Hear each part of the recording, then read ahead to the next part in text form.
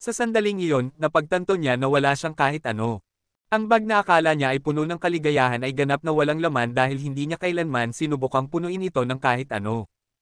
Tinanggap niya ang kanyang kapalaran.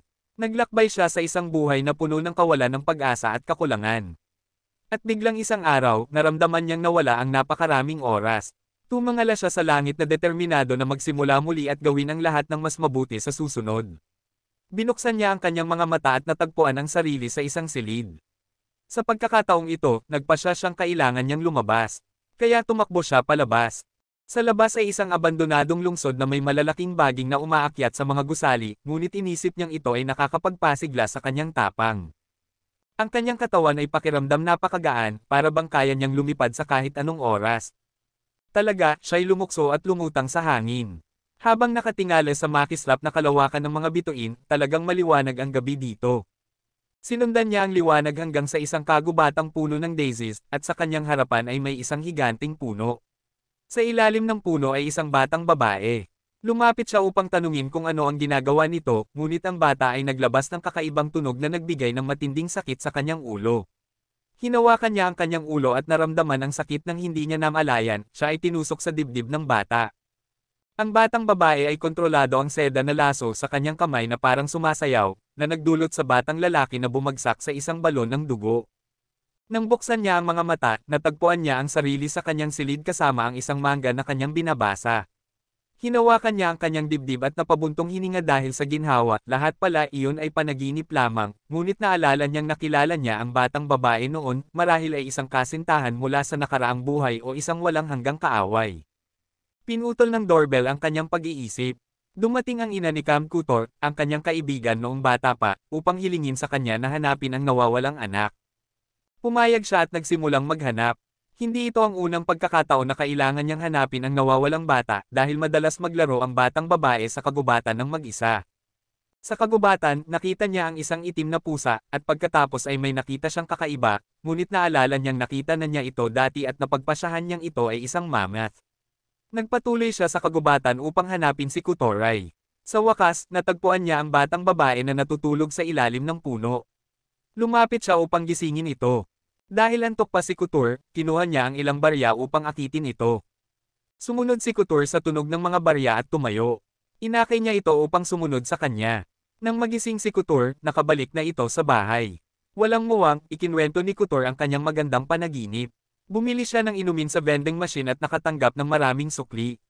Pagkatapos ay nagpaalam na ang dalawa, nagpalitan ng pagbati ng good night. Naramdaman ni Kidaro na may nanunood sa kanya, kaya mabilis siyang tumakbo pauwi at nagtago sa ilalim ng kumot.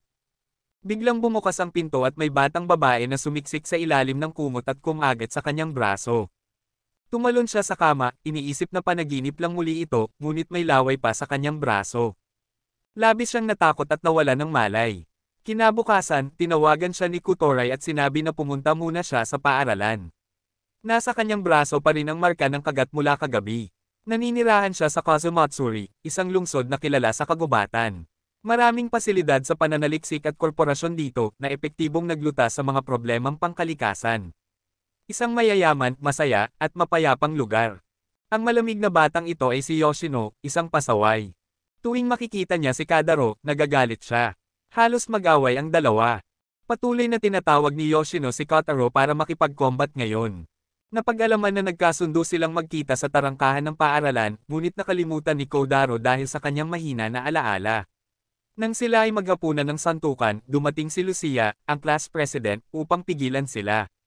Galit na galit siya, ngunit sa kabutihang palad, namagitan ang kanilang guro sa homeroom, kaya't lahat ay bumalik sa kanilang upuan. Si Lucia ay patuloy na nakatingin kay Kidaro na parang nag-aalab ang kanyang mga mata. Sa oras ng break, dumating na sa klase si Kutor. Lumapit si Yoshino kay Kadaro, hinihingi ang laban. Natawa si Kidaro at sinampal siya sa mukha. Lumapit si Kutor upang tanungin ang nangyayari. Agad na nagtago si Kidaro sa likod ng kanyang palda para sa proteksyon. Napansin niya na ang dalawang batang lalaki sa harap niya ay parang malalapit na magkaibigan. Walang kaibigan si Kutor. Pasaway si Yoshino. Wala ring malalapit na kaibigan si Kidaro.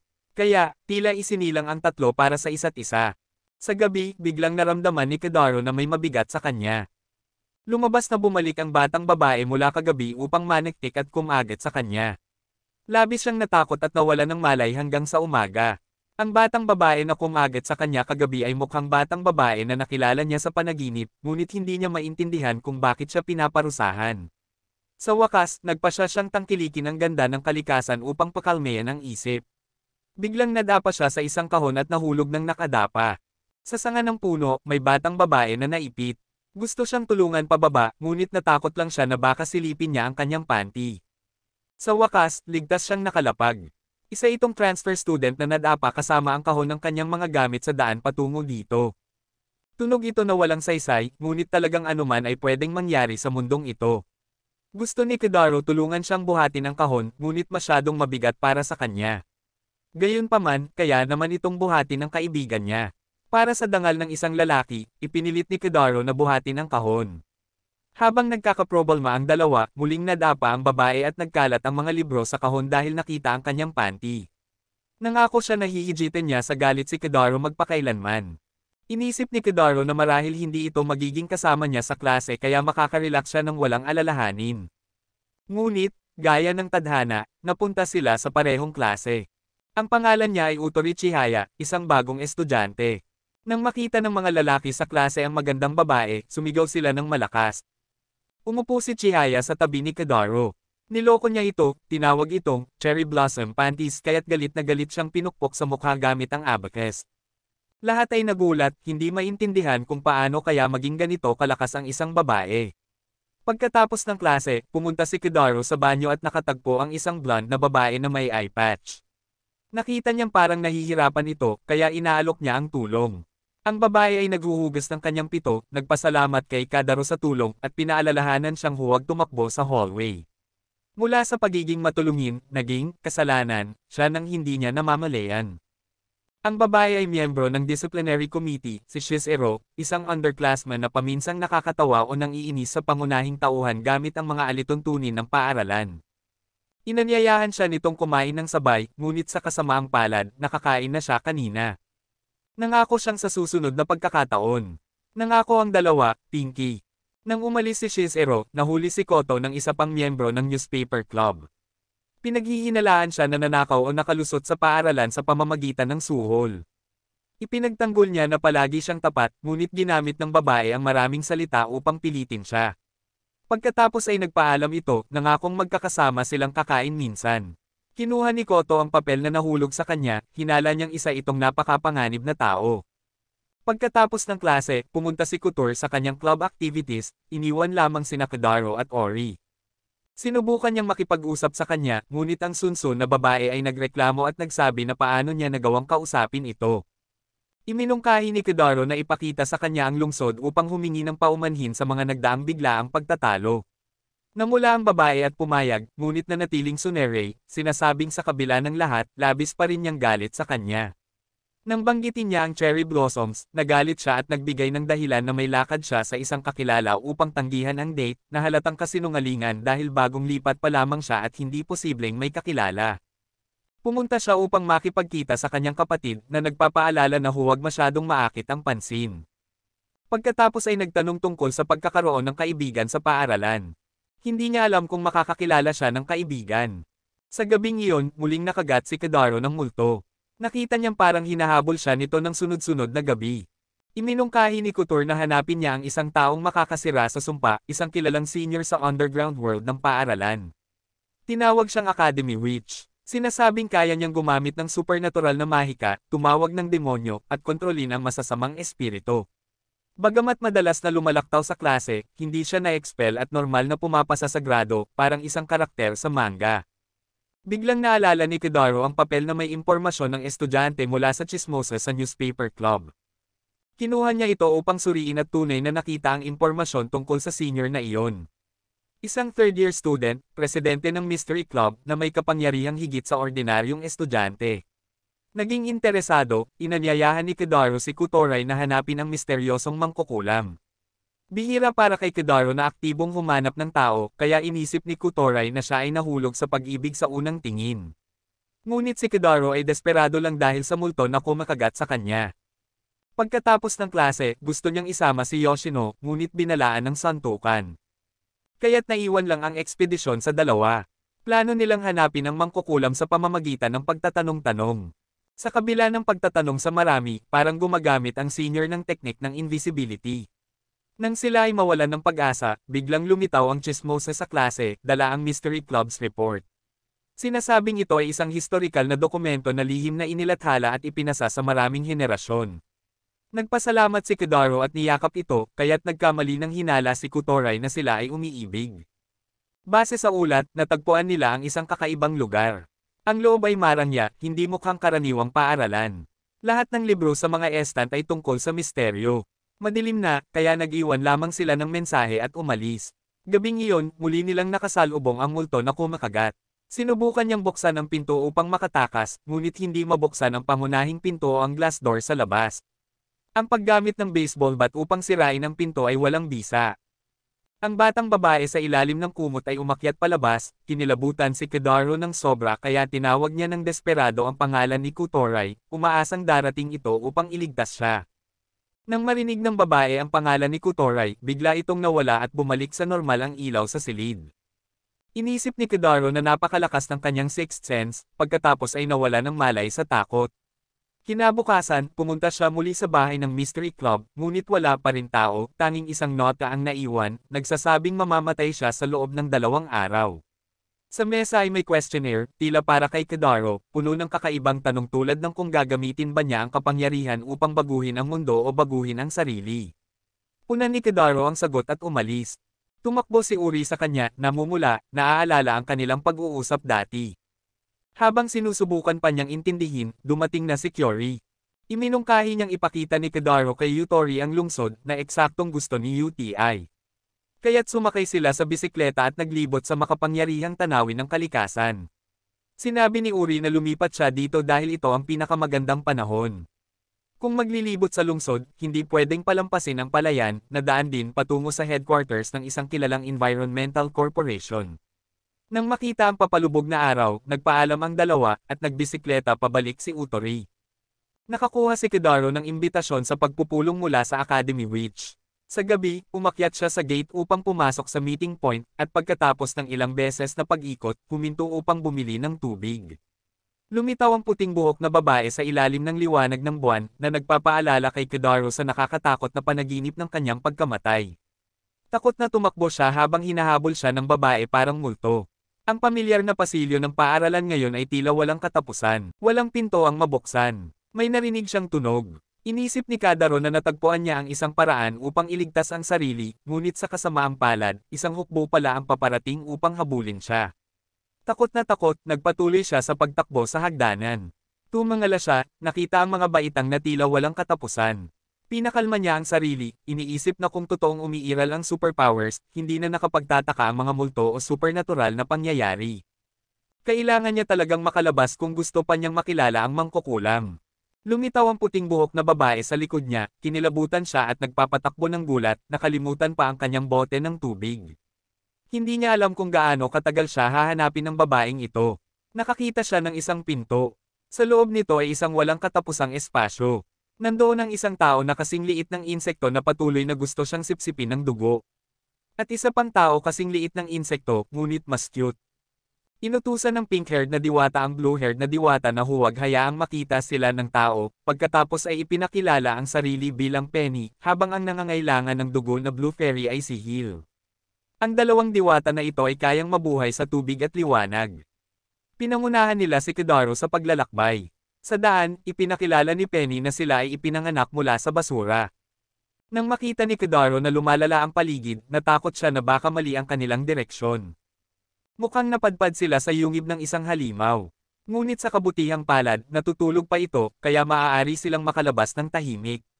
Ngunit nagdulot ng problema si Hill nang bumahing at gisingin ang halimaw. Tumayo ito at lumapit sa kanila. Biglang lumitaw muli ang puting buhok na babae.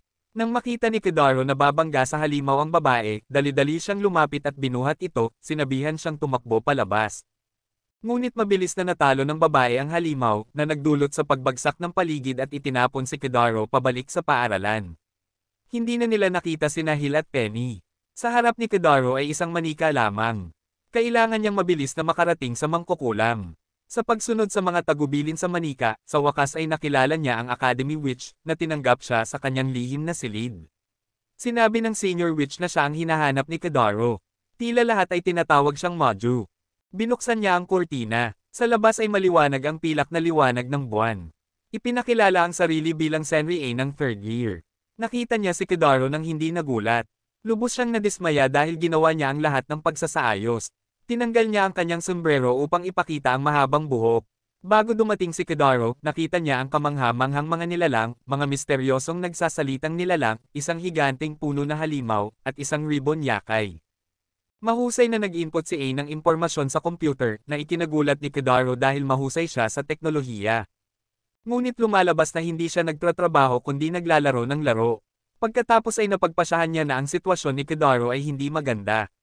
Sa ganitong takbo, maaaring lumitaw si Yoos bukas. Pinilit ni Kadaro na seryoso siya at hilingin sa senior na huwag magbiro. Matapos suriin ang form ng investigasyon ni Kadaro, kahit na interesado siya rito, inisip pa rin niyang hindi siya seryoso sa pagsagot. Gusto lang ni Kadaro na mabilis na maresolba ang kanyang problema dahil halos makar siya hanggang kamatayan. Binigyan siya ng senior ng Star Protective Charm, nagtataglay ng kapangyarihan ng universo, na isang paperclip. Nang makita ni Kadaro na hindi siya kontento, binigyan siya ng senior ng maraming paper dolls, na para bang isang exorcist. Upang masubaybayan ang proseso, inimbitahan ni Ain si Kadaro na sumali sa Supernatural Research Club. Nagising si Kadaro sa isang kakaibang espasyo kung saan may torii gate at isang babae. Ipinakilala ang sarili bilang Tomoko, isang Shikigami. Upang protektahan si Kadaro, lumitaw siya sa panaginip bilang isang multo. Nagbabala siya na magiging malakas ang darating na kaaway. Hindi niya alam kung hanggang saan siya makakatulong. Gayunpaman, pinayuhan niya si Kadaro na mag-relax dahil tiyak na poprotektahan siya. Kung maayos ang lahat, nais ni Tomoko na makipag-date kay Kadaro. Muling lumitaw ang puting buhok na babae sa labas. Madaling nalampasan ng babae ang mga paper dolls na nakaharang at umakyat sa kama ni Kadaro, ngunit hindi niya nalampasan ang proteksyon ni Tomoko, kaya umalis siya. Kinabukasan, nagising si Kadaro nang hindi maintindihan ang lahat ng nangyari. Nandito na sa klase si Kutoray. Nang makita siya, ikinwento ni Kadaro kung paano siya napunta sa ibang mundo mula sa basement kahapon at lahat ng nangyari. Nang makita si Kadaro na nanginginig, pinayuhan siya ni Kutoray na huwag pag-usapan ito sa harap ng lahat. Binalaan ni Kadaro ang lahat na delikado ang paaralan, ngunit tila walang naniwala. Upang makatipid para sa lunch money para sa isang misyon, uminom si Kadaro ng kakilakilabot na libreng kape sa paaralan. Ngunit mabait pa rin, inalok niya ang pasaway na si Yoshino ng masarap na dessert. Siyempre, may kakaibang likido, ngunit natuklasan ni Yoshino at pinasa sa malapit na babae. Hinamon ni Yoshino si Kadaro na subukan muna ito upang tingnan kung may lason. Sinubukan niyang kainin ito nang nakapikit ang mata at ilong, ngunit lumabas na masarap pala. Natakot siyang kainin ng babae ang lason, kaya pinigilan niya ito. Biglang naabala ang babae sa pagkain at nagalit. Sinabihan siya na bastos, pagkatapos ay masarap niyang tinikman ang dessert na nagpagulo kay Kadaro. Ngunit nang harapin siya ng babae, itinanggi niya ang lahat, sinasabing walang kakaiba. Sinubukan niyang tikman ang kanyang tasa, at masama ang lasa. Akala ng babae na pervert siya dahil nilamon niya ang pagkain na kalahati ng kinain niya. Sinabihan siya ng babae na kaiya-hiya at kinutya, at saka pinatawan ng sumpa bilang pervert na gustong mamatay siya. Pagkatapos ay sinuntok siya, lumipad diretso hanggang sa kisame. Tahimik na sinisi ni Kadaro ang babae dahil hindi siya naging mahinahon. Sa schoolyard, nakita ni Kadaro si Shizuo na mahimbing na natutulog sa ilalim ng puno. Dahan-dahang lumapit si Kadaro upang umupo sa tabi niya. Dahil malapit na ang oras ng klase, nagdadalawang isip si Kadaro kung gisingin siya, ngunit mas maaga ang tunog ng kanyang alarm clock. Kapag maganda ang panahon at nakapagpapasaya sa kanya, pumupunta si Shizuo sa lugar na ito para mag-lunch. Gusto niya ang lugar na ito dahil tahimik, naririnig niya ang huni ng mga ibon at usapan ng mga tao. Pagkatapos, bumalik ang dalawa sa area ng paaralan, at pumunta rin si Kadaro upang makipagkita kay Senior Maju. Nakita niya na matagumpay na natapos ng paper dolls ang trabaho sa pagprotekta sa kanilang master, kaya walang pag-aatubiling itinapon ng senior ang mga ito sa basurahan. Hindi inaalala si Kadaro na nagdaramdam para kay Tomoko, nakakakilala pa lamang niya sa kanyang panaginip. Dahil may dalawang paper dolls pang naiwan, kahit papaano ay magiging payapa si Kadaro nang humigit kumulang 2 araw pa. Kahit nakasapi sa Supernatural Research Club, galit pa rin ang senior sa mga bagay na may kinalaman sa espiritu. Galit siya sa mga taong tumataka sa realidad. Tinulungan niya lamang ang Supernatural Club na muntik ng madisband dahil gusto niya ng sariling silid na nangangahulugang hindi siya naniniwala sa mga sinabi ni Kedaro tungkol sa mga halimaw na naikwento niya kahapon. Nakita ito ni Kedaro at nagpasya siyang mag-imbestiga sa mga supernatural na aktibidad sa sarili niyang paraan. Magiging direktang researcher siya sa ilalim ng presidente, at inisip ng presidente na okay lang kung magkalat siya ng kaunti dahil kumpiyansa ito sa sarili. Inamin niya na may mga phenomena sa supernatural na hindi maipaliwanag ng tao, ngunit tungkol sa mga Diyos o superpowers, mas lumalapit ito sa konsepto ng pagsamba. Tumugon si Kedaro. Naniniwala siya na totoo ang superpowers at susubukan niyang gamitin ang lahat ng mayroon siya upang patunayan ito, humihiling kay A na ipagpatuloy ang pagsusuri ng mga estratehiya laban sa mga espiritu.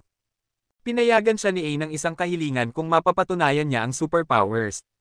Ibinunyag ni Kedaro ang kanyang perverted na ugali, hiling na mahawakan ang dibdib ni Aang. Agad na pinindot ni Aang ang alarm dahil nakatagpo siya ng pervert. Kailangan ni Kedaro na mabilis at durugan ang kampana. Sa wakas, pinayagan ni Aang si Kedaro na gawin ang perverted na bagay sa kanya hanggat mapapatunayan niyang totoo ang superpowers.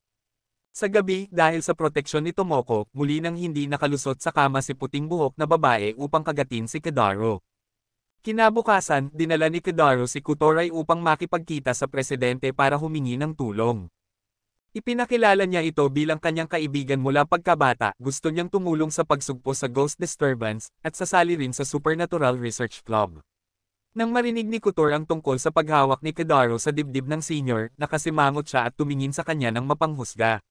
Sinubukan ni Kedaro na ipagtanggol ang sarili, ngunit ngayon ay itinuturing siya ni Kutoray bilang perverted, leres, at kaiyahiya. Bangulong si Kedaro sa tenga ni Kyori, si Senior Aang ay mukhang malakas, kaya inisip kong hindi magiging problema ang makipag-ugnayan sa kanya. Kaya naanyayahan ko si Kutor sa club. Inilunsad ang homepage ng Supernatural Research Club. Ang pagbati at pagkolekta ng ebidensya ay makakatulong sa mas maayos na mga aktibidad. Biglang pumasok sa silid si Otto.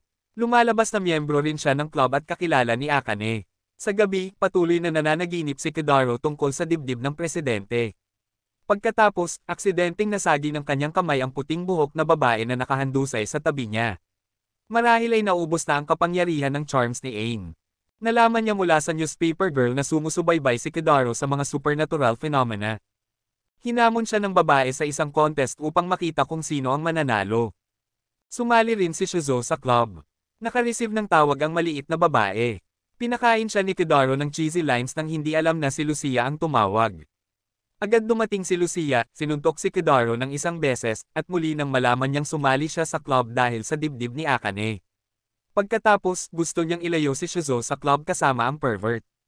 Nang makita niyang tumanggi si Shizuo at protektahan si Kedaro, nagdesisyon si Lucia na sumali sa club para mag-supervise. At sa wakas, matapos ang matagal na panahon na walang kaibigan, nagkaroon si Kedaro ng grupo ng mga kaibigan sa club. Salamat sa army ng paper dolls na inihanda ni Aang, naging maganda ang umaga ni Kedaro. Malapit na ang pinakamalaking harvest festival ng lungsod kung saan magtatanim ng puno ang lahat sa loob ng isang linggo, kaya binigyan ng school ng time off ang mga estudyante. Ipinatong ni Kedaro ang braso niya sa balikat ni Yoshino, iniimbitahan siyang sumama, ngunit syempre, tinanggihan. Sa clubroom ngayon, dumating ang isang eleganteng binata upang magdala ng bento para kay Aang. Lumabas na siya ang kapatid ni Aang, si Sukuya. Sa iba't ibang dahilan, siya na ang mamamahala sa ilang tungkulin ni Akane, bilang butler, o gaya ng sinabi niya, isang gwapong knight. Nakita ni Kedaro na masyadong komplikado ang kwento ng relasyon sa pamilya na ito. Buksan ni Kedaro ang bibig upang magtanong, ngunit sumigaw si Sukuya sa mukha niya, sinaway siya sa kawalang galang. Nagsimula na ang klase. Kaya't bumalik sina Ori at Kedaro sa klase. Habang tamad na gustong magbalot sa kumot si Aang at matulog pa, hindi niya ipinakita ang pagiging model senior sa kanyang juniors, ngunit casual na sinabi na ang kanyang dark magic ay kayang gawing present ang absent, at ang magic ay kapangyarihan lamang. Bago umalis, ipinakilala ni Kedaro ang sarili sa night senior na si Sayaka, ngunit sinalubong siya ng isang industrial na ngiti at pahayag na galit siya sa kanya sa klase. Naalala ang kwento ng butler, nag-isip si Kedaro kung si Utori ay isang dalagang mula sa isang kilalang pamilya, ngunit hindi siya mukhang dalaga. Nakita ang class president na may guwantes sa blackboard, labis na na-curious si Kadaro. Pwede bang suot niya ang guwantes para i-seal ang isang cursed secret power? Ang power fantasy ng dalawang lalaki sa likod ng klase ay nag-iwan ng kawalang sabi sa guro at class president sa board. Ngayon ang unang activity day ng Supernatural Club. Ngunit si Kotaro lamang ang nasa sabik habang ang iba ay nakatuon lamang sa masasarap na cake at ang presidente ay nag-e-enjoy sa tsaa. Hindi natuwa ang class president na ang butler, kahit na isang outsider, ay malayang nakapasok sa akademya. Sa ilalim ng magic o sa kapangyarihan ng presidente, hindi na makontrol ng paaralan ang kanyang kilos. Naglabas si Seika ng ice cream na inihanda na ng maaga, matagumpay na nakuha ang pabor ng mahigpit na class president. Umupo ang lahat ng komportable, nagkakape at kumakain ng cake, habang si Kotaro lamang ang naiwan, kaya labis siyang nahirapan. Ang unang research mission ng grupo ay tungkol dito.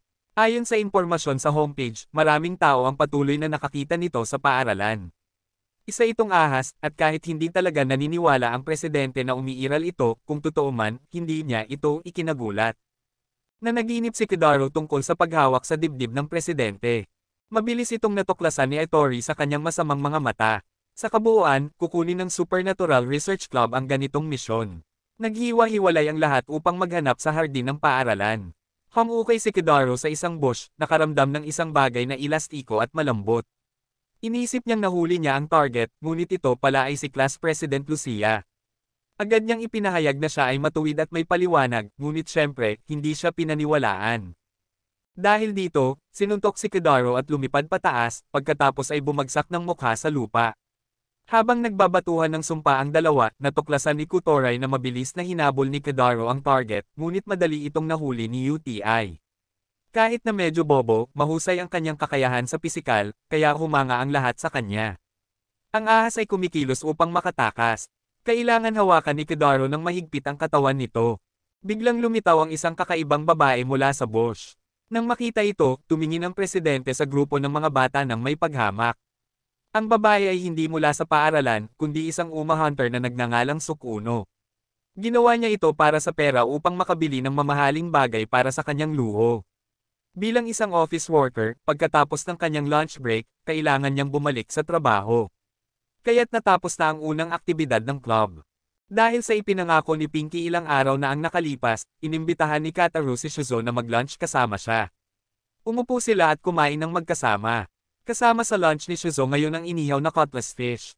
Inisip ni Shuzo na gusto lang ni Kotaro makikain sa kanya, kaya nanginginig siyang nagmakaawa na hindi niya maibigay sa kanya. Nang makita niyang wala namang ganitong intensyon si Kotaro, masayang kumain siya. Hanggang sa punto na nainggit si Kotaro sa pagkain niya, nangangati ang natakpan na bahagi ng mata ni Shuzo. Pinayuhan siya ni Kotaro na huwag kuskusin ang mata niya ng ganito. Gusto niyang malaman ang lihim sa likod ng eye patch, pinapakalma siya na huwag masyadong mahiya sa kondisyon niya. Sa katunayan, hindi siya may sakit. Tinakpan niya lamang ang mata dahil iba ang kulay nito. Nainggit si Kotaro sa ganda nito, kaya nahihiya ang maliit na babae at muling tinakpan ang kanyang eye patch. Pagkatapos ng lunch, dinala ni Kotaro ang isang empty bottle at itinapon sa basurahan. Dahil lamang dito, tumakbo ang class president upang hulihin ang pagkakamali niya dahil mali ang paraan ng pag-sort ng basura. Hindi lang iyon, kailangan din niyang linisin ng maayos ang loob bago itapon sa basurahan. Pagkatapos hugasan ng malinis, kailangan itong pitpitin upang makatipid sa espasyo. Ayon sa class president, limitado ang resources ng Earth. Mula sa perspektibo ng tao, maaaring isipin na walang katapusan ang resources, ngunit isang araw mauubos din ito. Ang malaking pagtambak ng kapabayaan ng bawat isa ay magdudulot ng pagkasira ng kapaligiran. Napansin ni Kotaro na sobrang seryoso at perfectionist ang babae. Nang ma-realize niyang napahaba ang paliwanag, agad na huminto ang class president. Sa anumang paraan, mahalagang pangalagaan ang environmental issues. Sumunod si Kotaro, kaya nagalit ang Tsunere class president at pinagsama-samang binugbog siya, kaya natutulog siya sa infirmary hanggang hating gabi. Paglabas niya, nakita niya ang puting buhok na babae na nakatayo sa isang gusali. Nang tumakbo ang babae, hinabol siya ng isang aso. Bagamat takot, sigurado siya na magkakaroon siya ng sakit ng ulo kung muling lalabas ang babae, kaya kailangan niyang tiyakin ito. May tumakbong system sa loob ni Kotaro na nagpapahintulot sa kanya na tumalon sa pagitan ng mga gusali. Sa katunayan, mayroon siyang superpowers.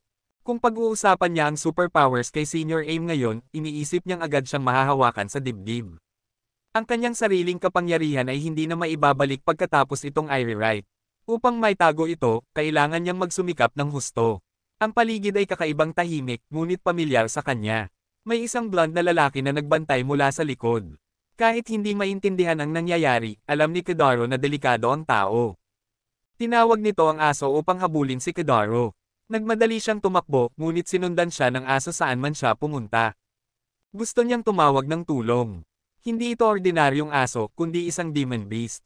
May dumating upang iligtas siya. Nang magising, natagpuan ni Kidaro ang sarili sa isang restaurant.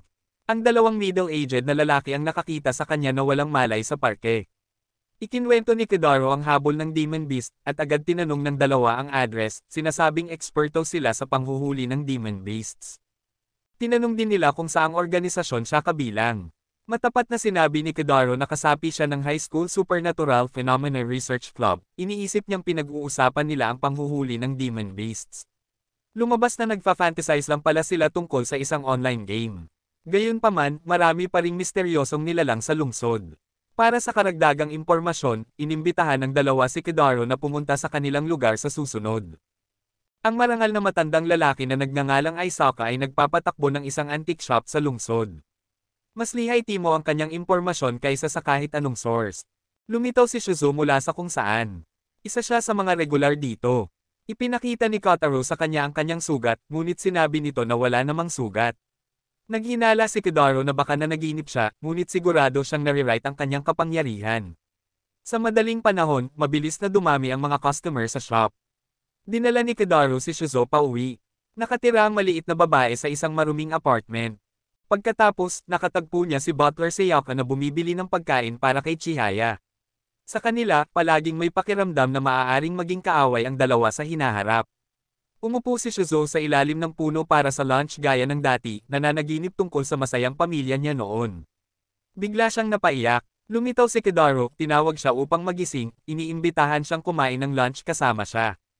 Sa opisina, masigasig na ikinwento ni Kidaro sa presidente ang tungkol sa pagkakakilala sa isang uncle na marami alam tungkol sa mga misteryosong nilalang, at tiniyak sa kanya na sa pagkakataong ito, talagang totoo ito. Mabilis na nahulog sa pangunawa ng presidente ang layunin sa likod ng kanyang kasiglahan.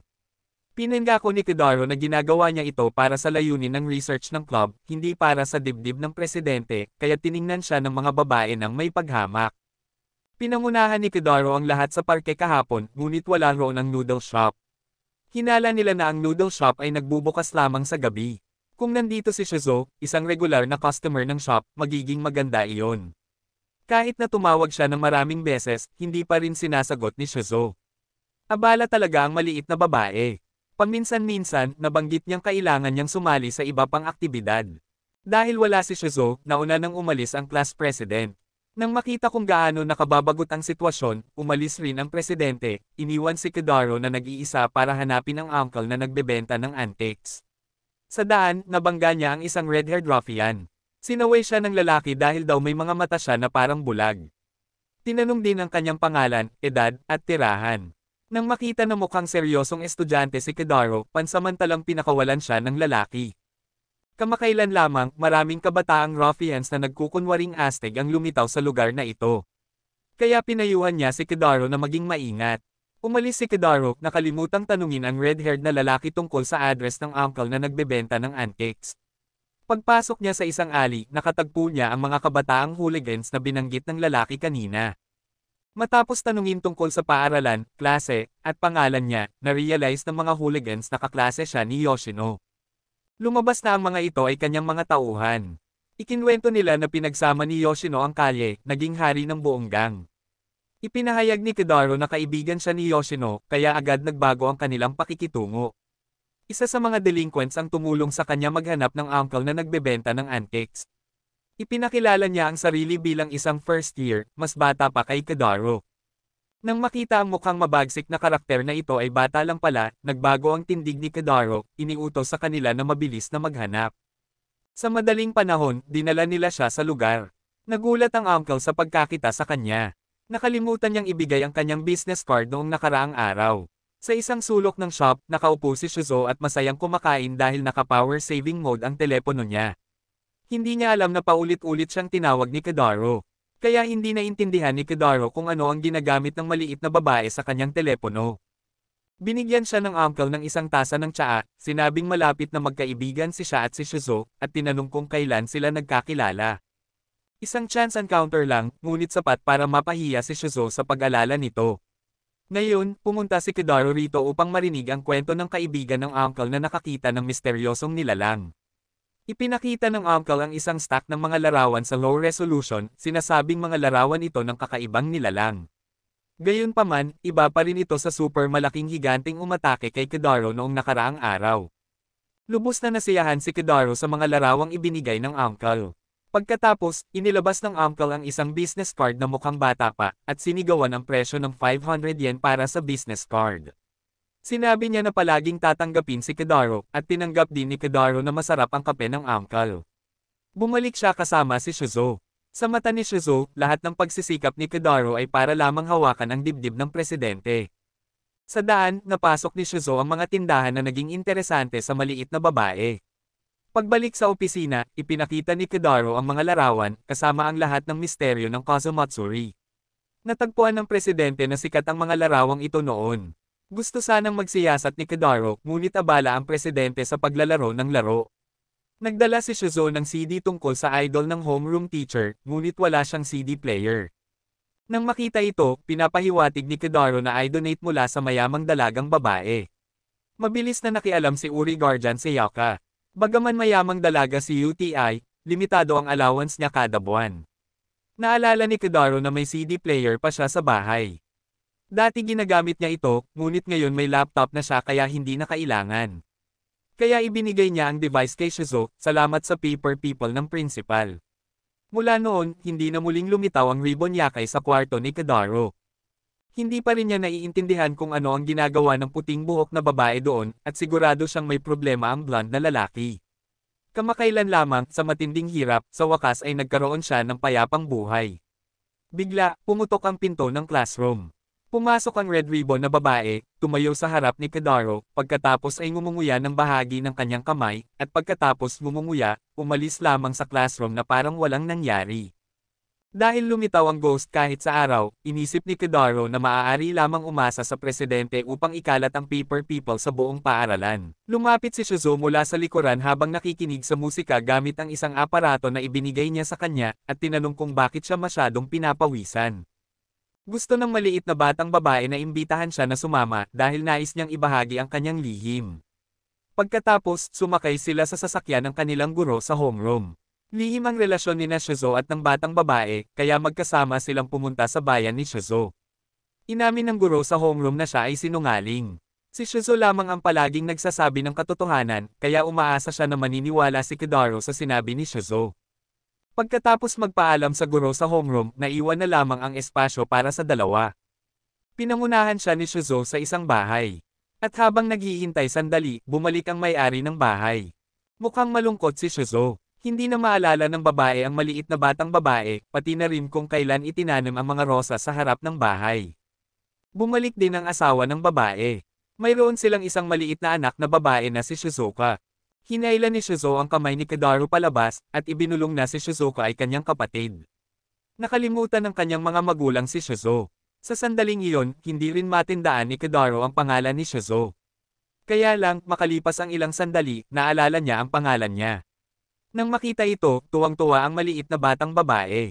Ginamit ni Shizuo ang kanyang kapangyarihan para magpagaling ng memorya ng kanyang mga magulang sa kanya. Noong una, masayang-masaya siyang nakatira kasama ang kanyang pamilya. Madalas siyang pakainin ng kanyang ama ng grilled na cutlass fish, at tinutulungan siyang kainin ang mapait na bahagi ng tiyan ng isda. Sabi ng kanyang mga magulang, kapag siya'y lumaki, kakainin niya rin ang mapait na bahagi ng isda, na nangangahulugang matututo siyang tiisin ang pait sa buhay. Ang rosa sa harap ng bahay ay itinanim niya kasama ang kanyang ina upang gunitain ang araw na pumasok siya sa paaralan. Noong araw na iyon, dinala siya ng kanyang mga magulang sa isang pista, at pagkatapos ay pinuntahan ang bagong bahay ng kanilang pamilya. Kahit mahirap, sinisikap ng kanyang ama na mabigyan siya ng pinakamahusay. Nagkaroon ng aksidenteng sunog sa kanilang pamilya. Sa kabutihang palad, sila ay nailigtas sa oras.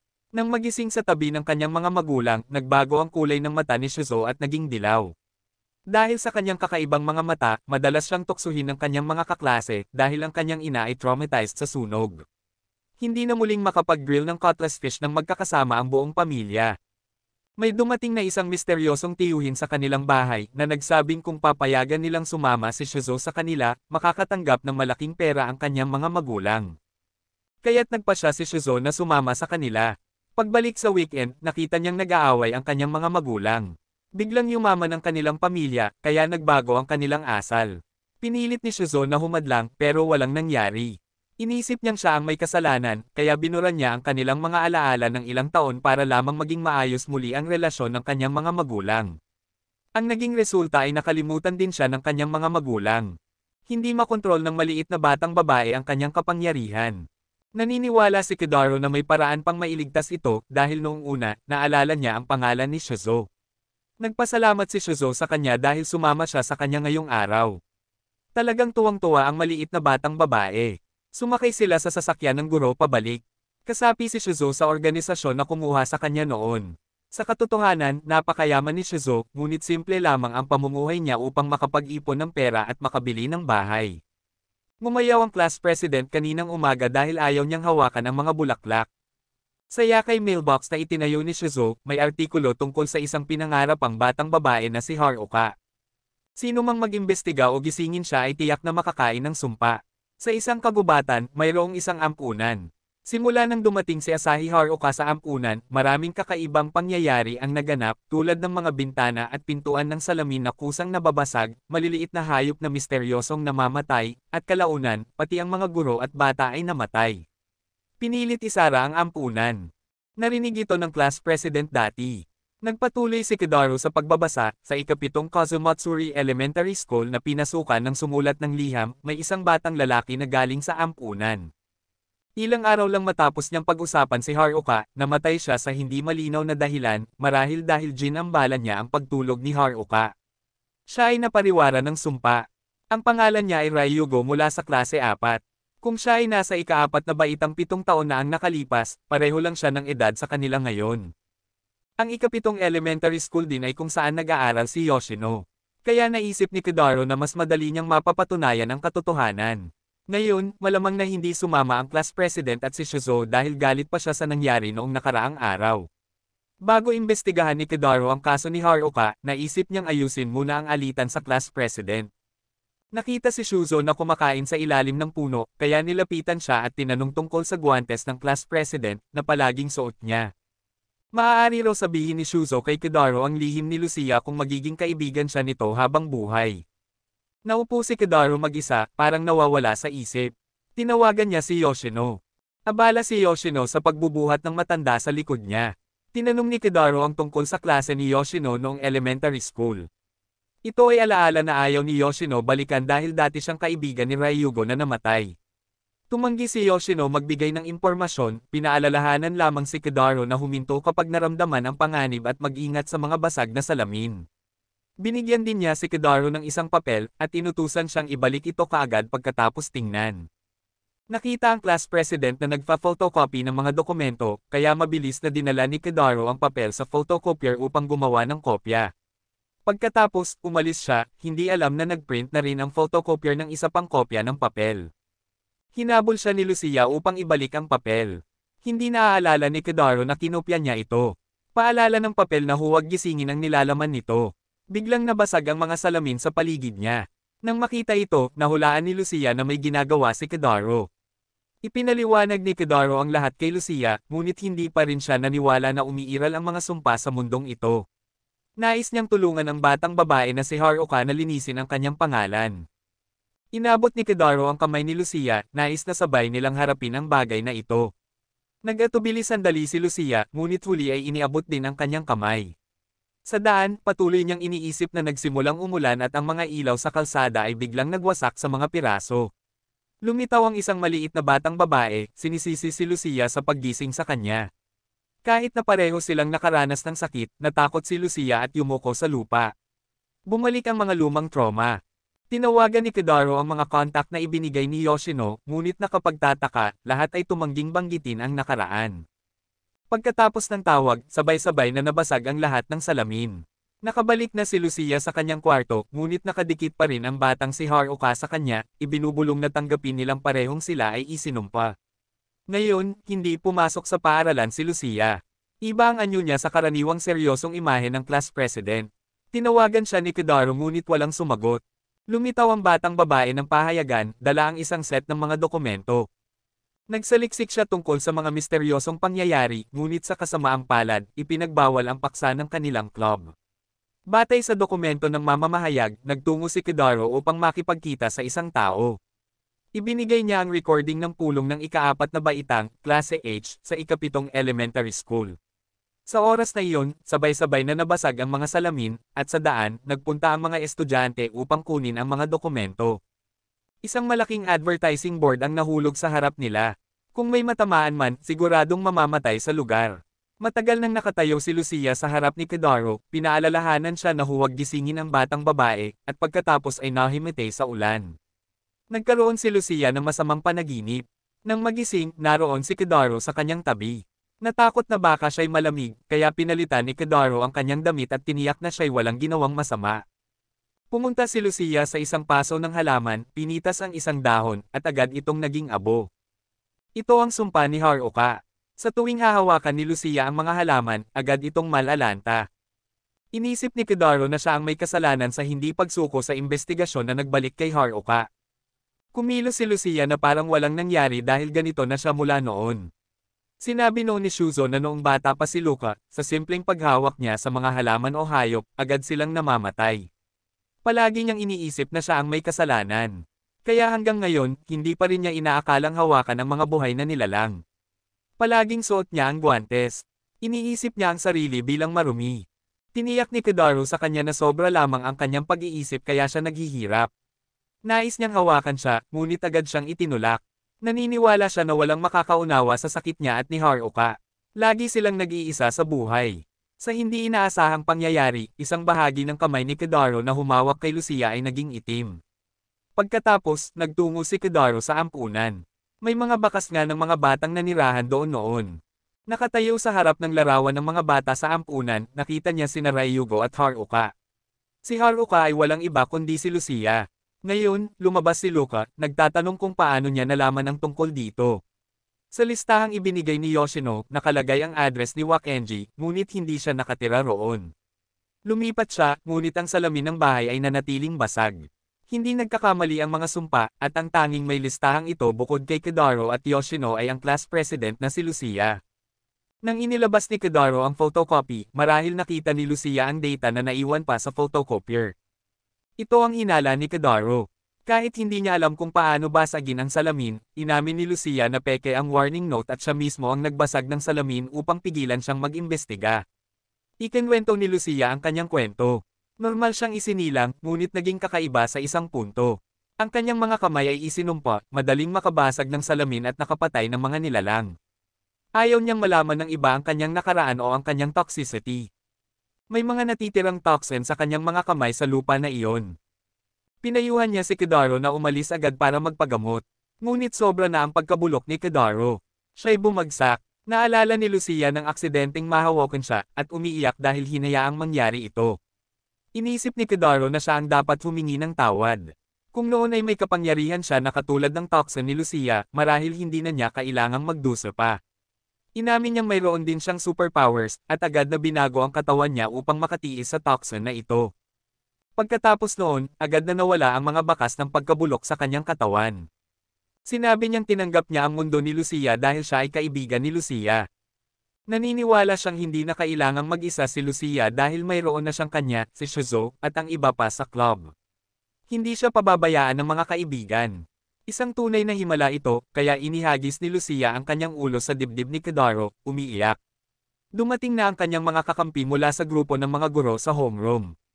Nagtipon ang kanilang organisasyon ng mga taong may superpowers para sa isang layunin upang protektahan ang mundo. Sa kasalukuyan, may isang mahalagang tao sa lungsod na kailangan protektahan. Tinawag sila ng organisasyon na Ki. Mayroon din silang kalabang organisasyon. Iyan lamang ang impormasyong maibabahagi. Nangako si Kidaro na panatilihin ang lihim hanggat makakakain siya ng bento na gawa mismo ni Lucia.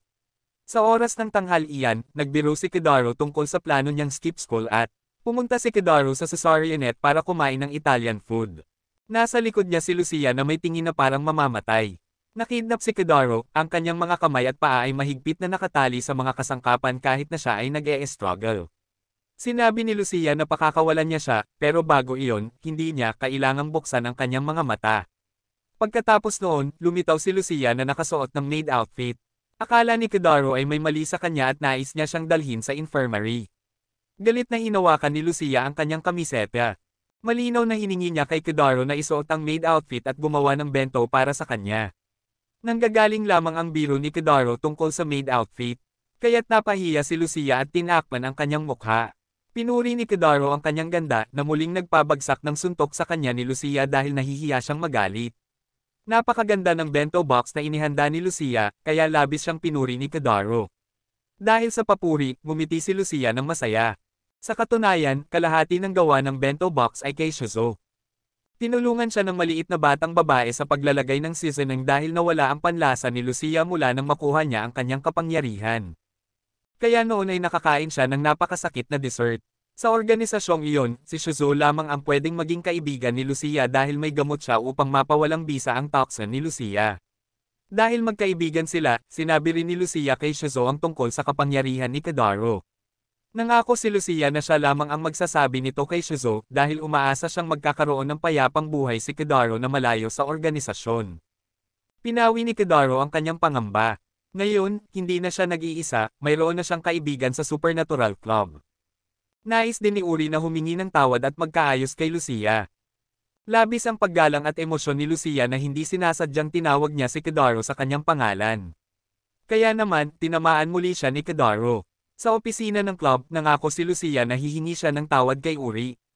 Nais din pala ni Uri na humingi ng tawad kay Lucia ngayong araw. Mula umaga hanggang ngayon, hindi pa siya nakakakain. Kaya nagkapatawaran sila at palaging kasama ni Kidaro si Lucia. Dahil sila ay magkaibigan, niyakap ni Lucia ang braso ni Kidaro. Nakita ito ni Shizuo, kaya niyakap niya naman ang kabilang braso ni Kidaro. Siyempre, ang kapangyarihan ng maliit na kapatid na loli ay hindi kayang tumbasan ng buong kuryente at tubig ni Lucia. Pinawi ni Kidaro ang kanyang pangamba, sinabing gusto rin niya ang dibdib ni Lucia. Pagkatapos, lumapit siya sa kanyang tainga at nagpasalamat sa pag-iisip niya tungkol sa lihim ng organisasyon. Sa araw na iyon, puno sila ng sigla habang isinasagawa ang mga gawain sa club. Una, ang hanapin ang Holy Sword sa lungsod. Ngunit ang destinasyon ay isang pastry shop. Totoo ang Holy Sword, ngunit madaling hilahin. At nang hilahin, ito ay nabasag sa harap ng nagulat at nabagabag na tingin ni Yoshino. Pangalawang misyon ay ang misteryoso at nakakatakot na tawa na mabilis ding natapos. Pangatlo, ang multo sa dormitoryo, na sa katunayan ay si Yoshino na pumapasok sa paaralan sa hating gabi upang mag-practice ng martial arts, at ang batang babae ng pahayagan na nagbabantay sa gabi. Ang pang-apat na misyon ay mabilis ding natapos sa isang anticlimactic na paraan. Ang tema ng eksplorasyon ngayong weekend ay impormasyon na nakatala sa kanilang website, ngunit wala ni isa ang gustong sumama kay Kidaro. Sa huli, ipinagpatuloy pa rin ang biyahe. Bagaman siya ang nagmungkahi, huli si Kidaro sa pagdating. Masaya siya nang makita na naging mas palabiro si Lucia. Nagdala si Utori ng aso bilang proteksyon. 3 beses itong mas malakas kaysa kay Yoshino. Huminto sila sa isang batis. Maingat na pinag-aralan ni Kidaro ang ruta, kahit na nagduda pa rin ang president. Napakalinaw ng tubig sa batis, kaya nais subukan ni Utori ang isang lagop. Pinayuhan siya ng lahat na huwag uminom ng basta-basta. Ngunit si Lucia sa tabi niya ay nakainom na ng marami. Nagpatuloy ang lahat sa paglalakad. Nakakainis sa ng mga insekto sa kagubatan. Sa labas ng lungsod, wala ng mga insekto dahil pinatay na ito ng lungsod. Naniniwala si Uri na hindi lahat ng buhay o nilalang ay maganda, at ang tao ay gusto lamang ng magaganda. Artificial at hindi natural ang diwa ng mga berdeng bagay sa paligid. Pinuna ni Lucia na ito ay gawa ng tao para sa pinakamahusay na buhay, ngunit nagdudulot ito ng malubhang pinsala sa kalikasan at sa mundo. Nang makita nilang malapit ng magtalo, mabilis na naglabas si Shizuo ng 2 salagubang para magkabati. Napagtanto ni Kidaro na masyadong mabaho ang amoy ng mga puno dito at nawala na rin ang mga insekto. Sumigaw si Shizuo at tumakbo sa lugar na akala niya ay may demonyong hayop. Hinabol siya ng lahat. Mabigat ang amoy sa lugar. Malagkit ang lupa at sa gitna ng tubig ay may higanting nilalang. Pinayuhan ng grupo ni Lucia si Kidaro na huwag magpatuloy. Dati itong kagubatan at ang nilalang ay isang nabubulok na puno na ibinabad ang buong lugar sa Toxan. Patay na rin ang nilalang na hinahabol ni Shizo. Lumalabas na ang sanhi ng kakaibang nilalang sa paligid ng lungsod ay dahil sa mga toxin na nagdudulot ng mutasayon, mga toxin mula sa dumi ng bahay. Matapos ilibing ang maliit na nilalang, umalis ang lahat sa kagubatan. Lumitaw sa harap ni Kidaro ang isang pamilyar na tanawin. Nakita niya ang maliit na batang babae na may pulang ribbon. Hinabol niya ito sa isang puno na siyang puno sa bangungot ni Kidaro. Nang dumating ang lahat, nawala na ang batang babae. Sa gabi, dumating si Kidaro sa opisina upang i-record ang mga nangyari. Sa palagay ni Ain, napakasama ng kanyang artikulo. Nais nilang magsulat ng artikulo tungkol sa polusyon sa kapaligiran habang ang sangkatauhan ay patuloy na nalilibang sa kasiyahan. Naniniwala si Ain na hindi na malayo ang araw na masisira ang mundo. Nais ni Kidaro na i-record ang mga karanasan niya dahil naniniwala siyang marami pa ring tao na maaaring iligtas ang mundo. Nag-alok si Ain ng solusyon upang alisin ang pinagmumulan ng polusyon, patayin ang lahat ng tao at tapusin na ito. Kinabukasan ng umaga, tumawag ang batang babae ng pahayagan, sinabing iimbestigahan niya ang kagubatan at inihayag din na may especially iya sa Supernatural Club. Ilang araw ang lumipas, dumating ang isang kaibigan upang makita si Kidaro dahil ang miyembro ng newspaper club ay hindi pa nakauwi ng 3 araw. Naghahanap na ang rescue team sa kanya. Ayon sa kahilingan ng paaralan, simula ngayon, kailangang ihinto ng Supernatural Phenomena Research Club ang lahat ng aktibidad nito dahil sa kaugnayan sa pagkawala. Sa huli, nakipag-usap si Inaw kay Kidaro sa telepono, 5 araw matapos siyang mawala sa kagubatan. Malungkot si Shizo dahil nawala ang mahal niyang kapatid na dati madalas mang-insulto kay Kidaro. Lumabas na ang especially iya na binanggit ay si Shizo mismo. Ayon sa pananaw ng president, dahil ito ay sensitibong panahon, hindi pinayagan ng paaralan ang mga aktibidad ng club. Akala ng lahat na suspendido rin ang iba pang club, ngunit ang kanilang club lamang ang kailangang itigil ang gawain. Ipinahayag ni Inaw sa buong paaralan na haharapin niya si Kidaro. Nagkataon, si Kidaro ang huling iniwanan niya ng mensahe. Kaya inakala ng paaralan na ang pagkawala niya ay dahil sa kasalanan ni Kidaro. Ngunit mula simula hanggang katapusan, si Ana mismo ang may kasalanan dahil wala siya noon. Tanging si Kidaro lamang ang pwedeng sisihin ng paaralan. Naisip ng president na wala ng ibang opsyon ang paaralan kaya inutos ang paglusaw ng club.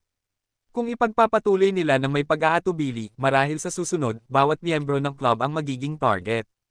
Naalala ni Kidaro ang masayang alaala kasama ang lahat at hindi niya ito matiis. Matigas ang loob ni Kidaro at nais niyang ipaisip sa lahat ang tungkol sa kanilang pagkakaibigan. Pinaunlakan niya ang kanyang mga kamao, ipinapahayag ang kanyang hangarin na makasama ang lahat sa masiglang kabataan. Nang makita si Kidaro na puno ng sigla, naantig ang mga babae. Ngunit sa kasalukuyang sitwasyon, wala pang epekto ang kapangyarihan ni Ain. Naniniwala si Kidaro na kapag natagpuan nila si Ainal, maaayos ang lahat. May isang bagay na hindi sinabi ni Ain, na ang paghahanap kay Ainal ay natapos na.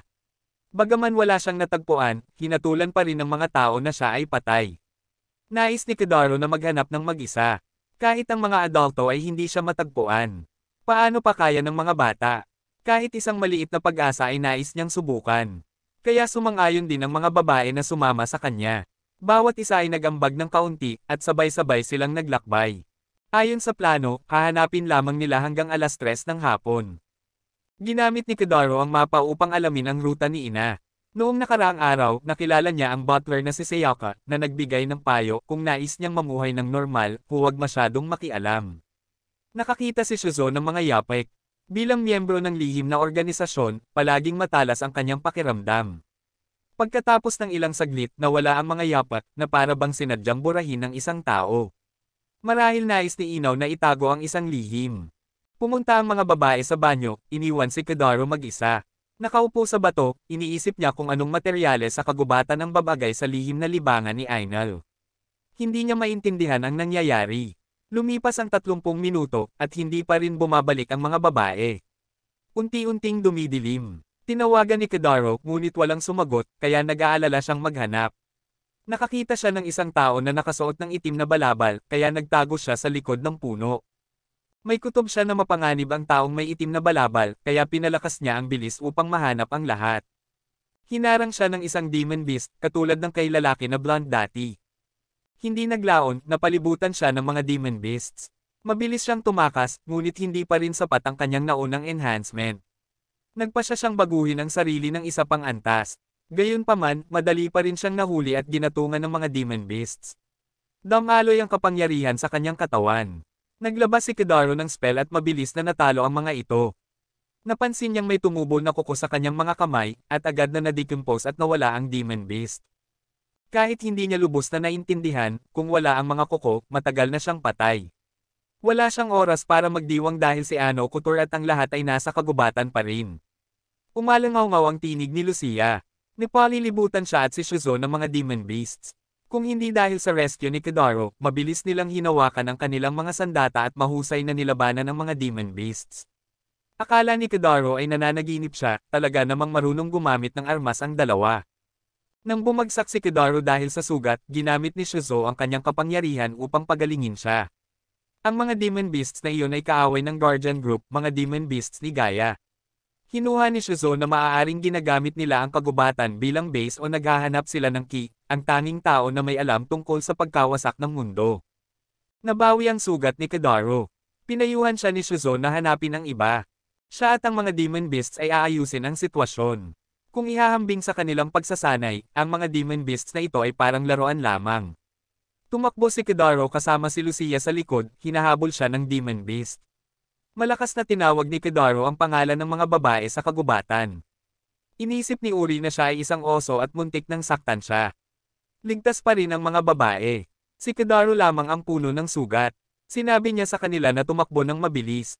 Habang nakatayo pa silang parang walang alam, isang napakalaking demon beast ang lumitaw sa kalangitan, nakatutok upang atakihin si CQI. Mabilis na tinulungan ni Kidaro ang dalawa na harangan ng isang suntok.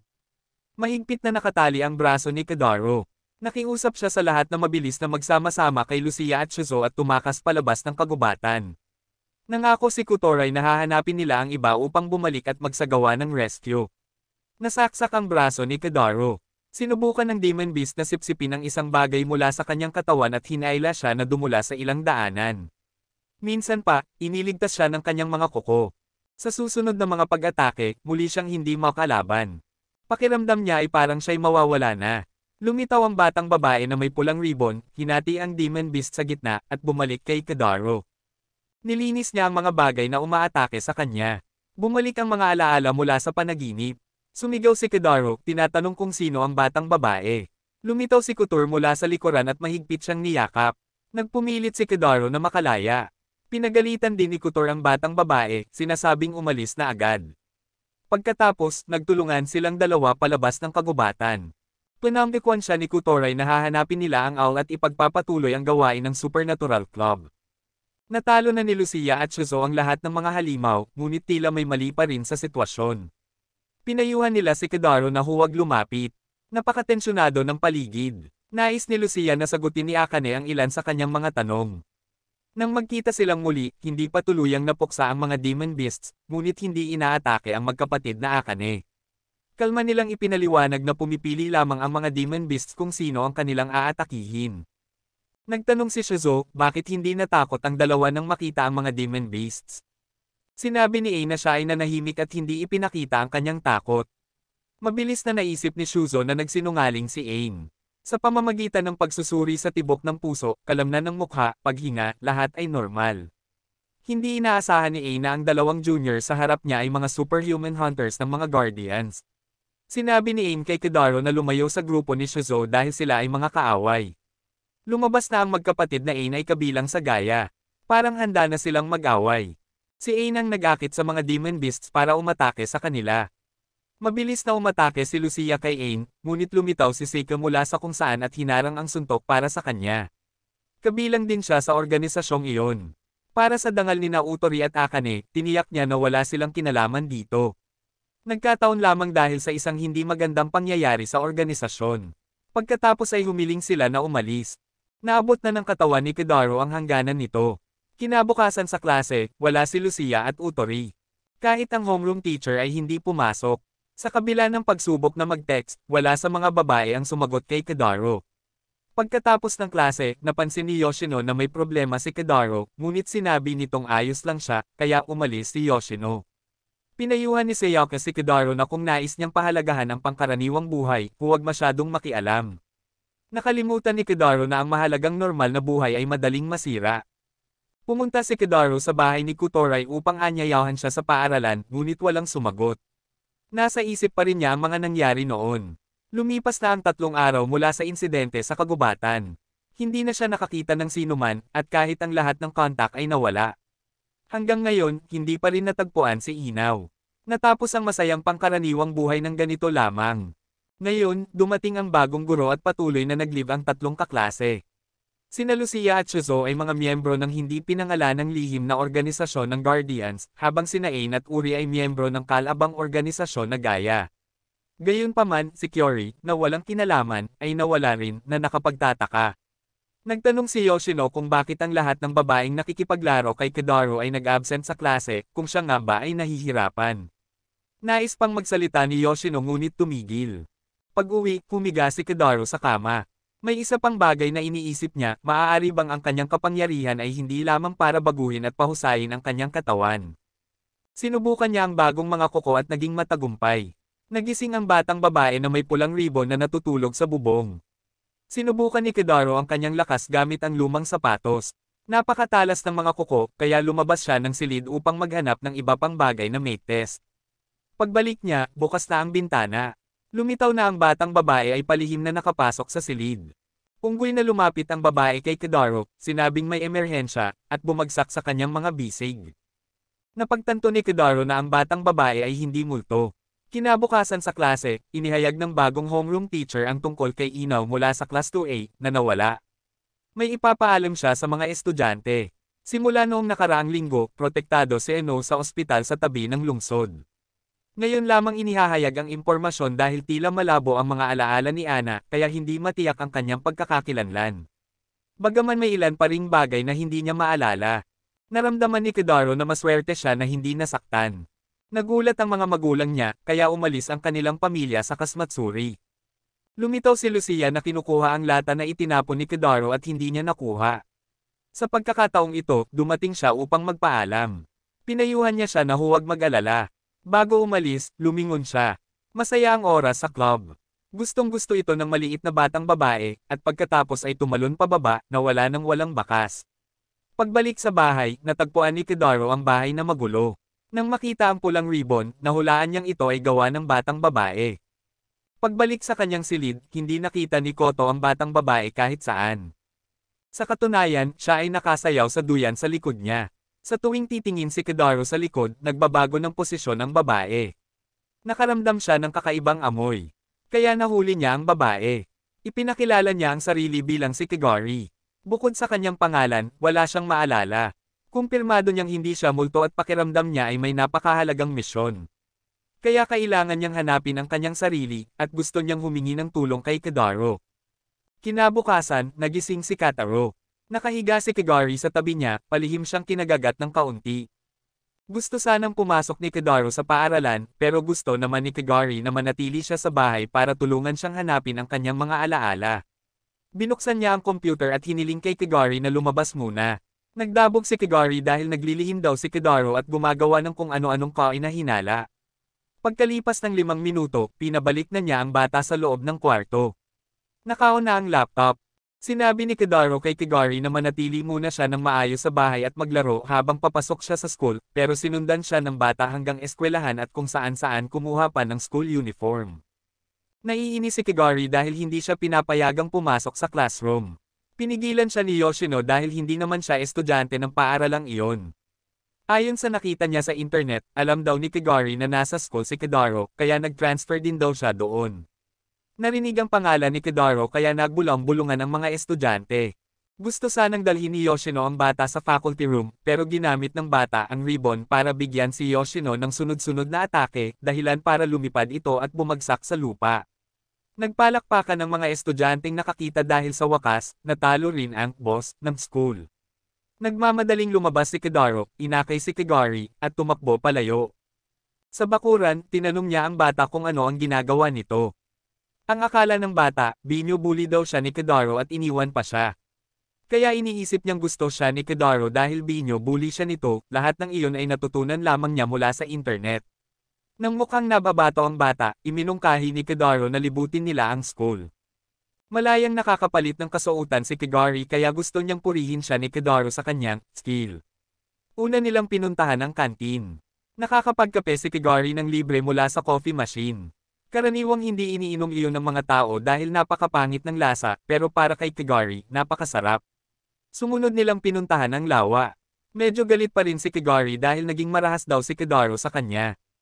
Biglang napansin ni Kidaro ang isang pamilyar na figure. Nilapitan niya ito, si Inaw. Tinanong niya kung ano ang nangyari sa kagubatan at bakit siya naroon. Hindi na maalala ni Inaw kung sino siya. Umupo sila sa isang upuan. Ikinwento ni Kidaro ang relasyon nilang dalawa. Kinuha ni Inaw ang isang memory card, tila nasa kanya iyon noong pumasok siya sa kagubatan. Iniabot niya iyon kay Kidaro, pakiramdam niya iyon ang dahilan kung bakit siya pumunta roon. Pagkatapos, nagpaalam siya. Tinawag siyang muli ni Kidaro at binanggit ang paligsahan nilang dalawa. Tinanggap niyang panalo si Inaw. Labis na natuwa si Inaw sa narinig. Lumapit si Kigari at sinabing nawalan daw ng parte ng puso si Inaw, ngunit natupad na ng kanyang kamalayan ang layunin nito. Pag-uwi, isinaksak ni Kidaro ang memory card sa computer. Bumalik na rin si Kigari matapos guluhin ang bahay. Nagtataka ang bata kung bakit ang lawak daw ng bahay niya, baka daw may ginawa siyang masama. Iyon ay bahay na iniwan ng kanyang mga magulang. Abala ang mga ito sa kanilang pananaliksik at bihirang umuwi. Nagtratrabaho sila sa isang Environmental Protection Corporation na tinatawag na Japan Divine Association. Samantala, bumalik si Ain sa organisasyon. Ipinaalala sa kanya ng mga tao roon na siya ang susunod na banal na dalaga kaya hindi na niya kailangang pumasok sa paaralan. Nais nilang mula ngayon ay malinaw niyang kilalanin ang kanyang posisyon. Nagsimula ang pagpupulong. Ang nilalaman nitong huli ay hindi nila makita ang anumang bakas ng susunod na key. Pagbalik ni Ain sa silid, bagamat dumalo siya sa pulong, ang tanging tungkulin niya ay itulak ang wheelchair. Kapag papalapit na sa kamatayan ng banal na dalaga, dapat naroon ang susunod na tagapagmana para magsilbi. Ibig sabihin, hindi na magtatagal ang kasalukuyang banal na dalaga. Hiniling ni Ain kay Sayaka na kunin ang gaming computer na itinuturing niyang lifeline. Hindi nila inasahang sobrang konektado pala ang club activity room sa Japan Divine Association. Naalala ni Uri ang mga araw niya roon. Masaya siya noon bago pa sila nagkaroon ng hidwaan. Kahit maayos na naresolba ang lahat dahil kay Akim, medyo natigilan siya nang mabanggit si Kotor. Habang naglalaban, persigido sina Lucia at Shizo na gumanti sa matagal ng sama ng loob. Inalala ni Shizo ang masakit na nakaraan at tuluyang pinakawalan iyon. Lumitaw ang uncle mula sa antique shop, pinupuri sila sa matagumpay na pagresolba ng problema.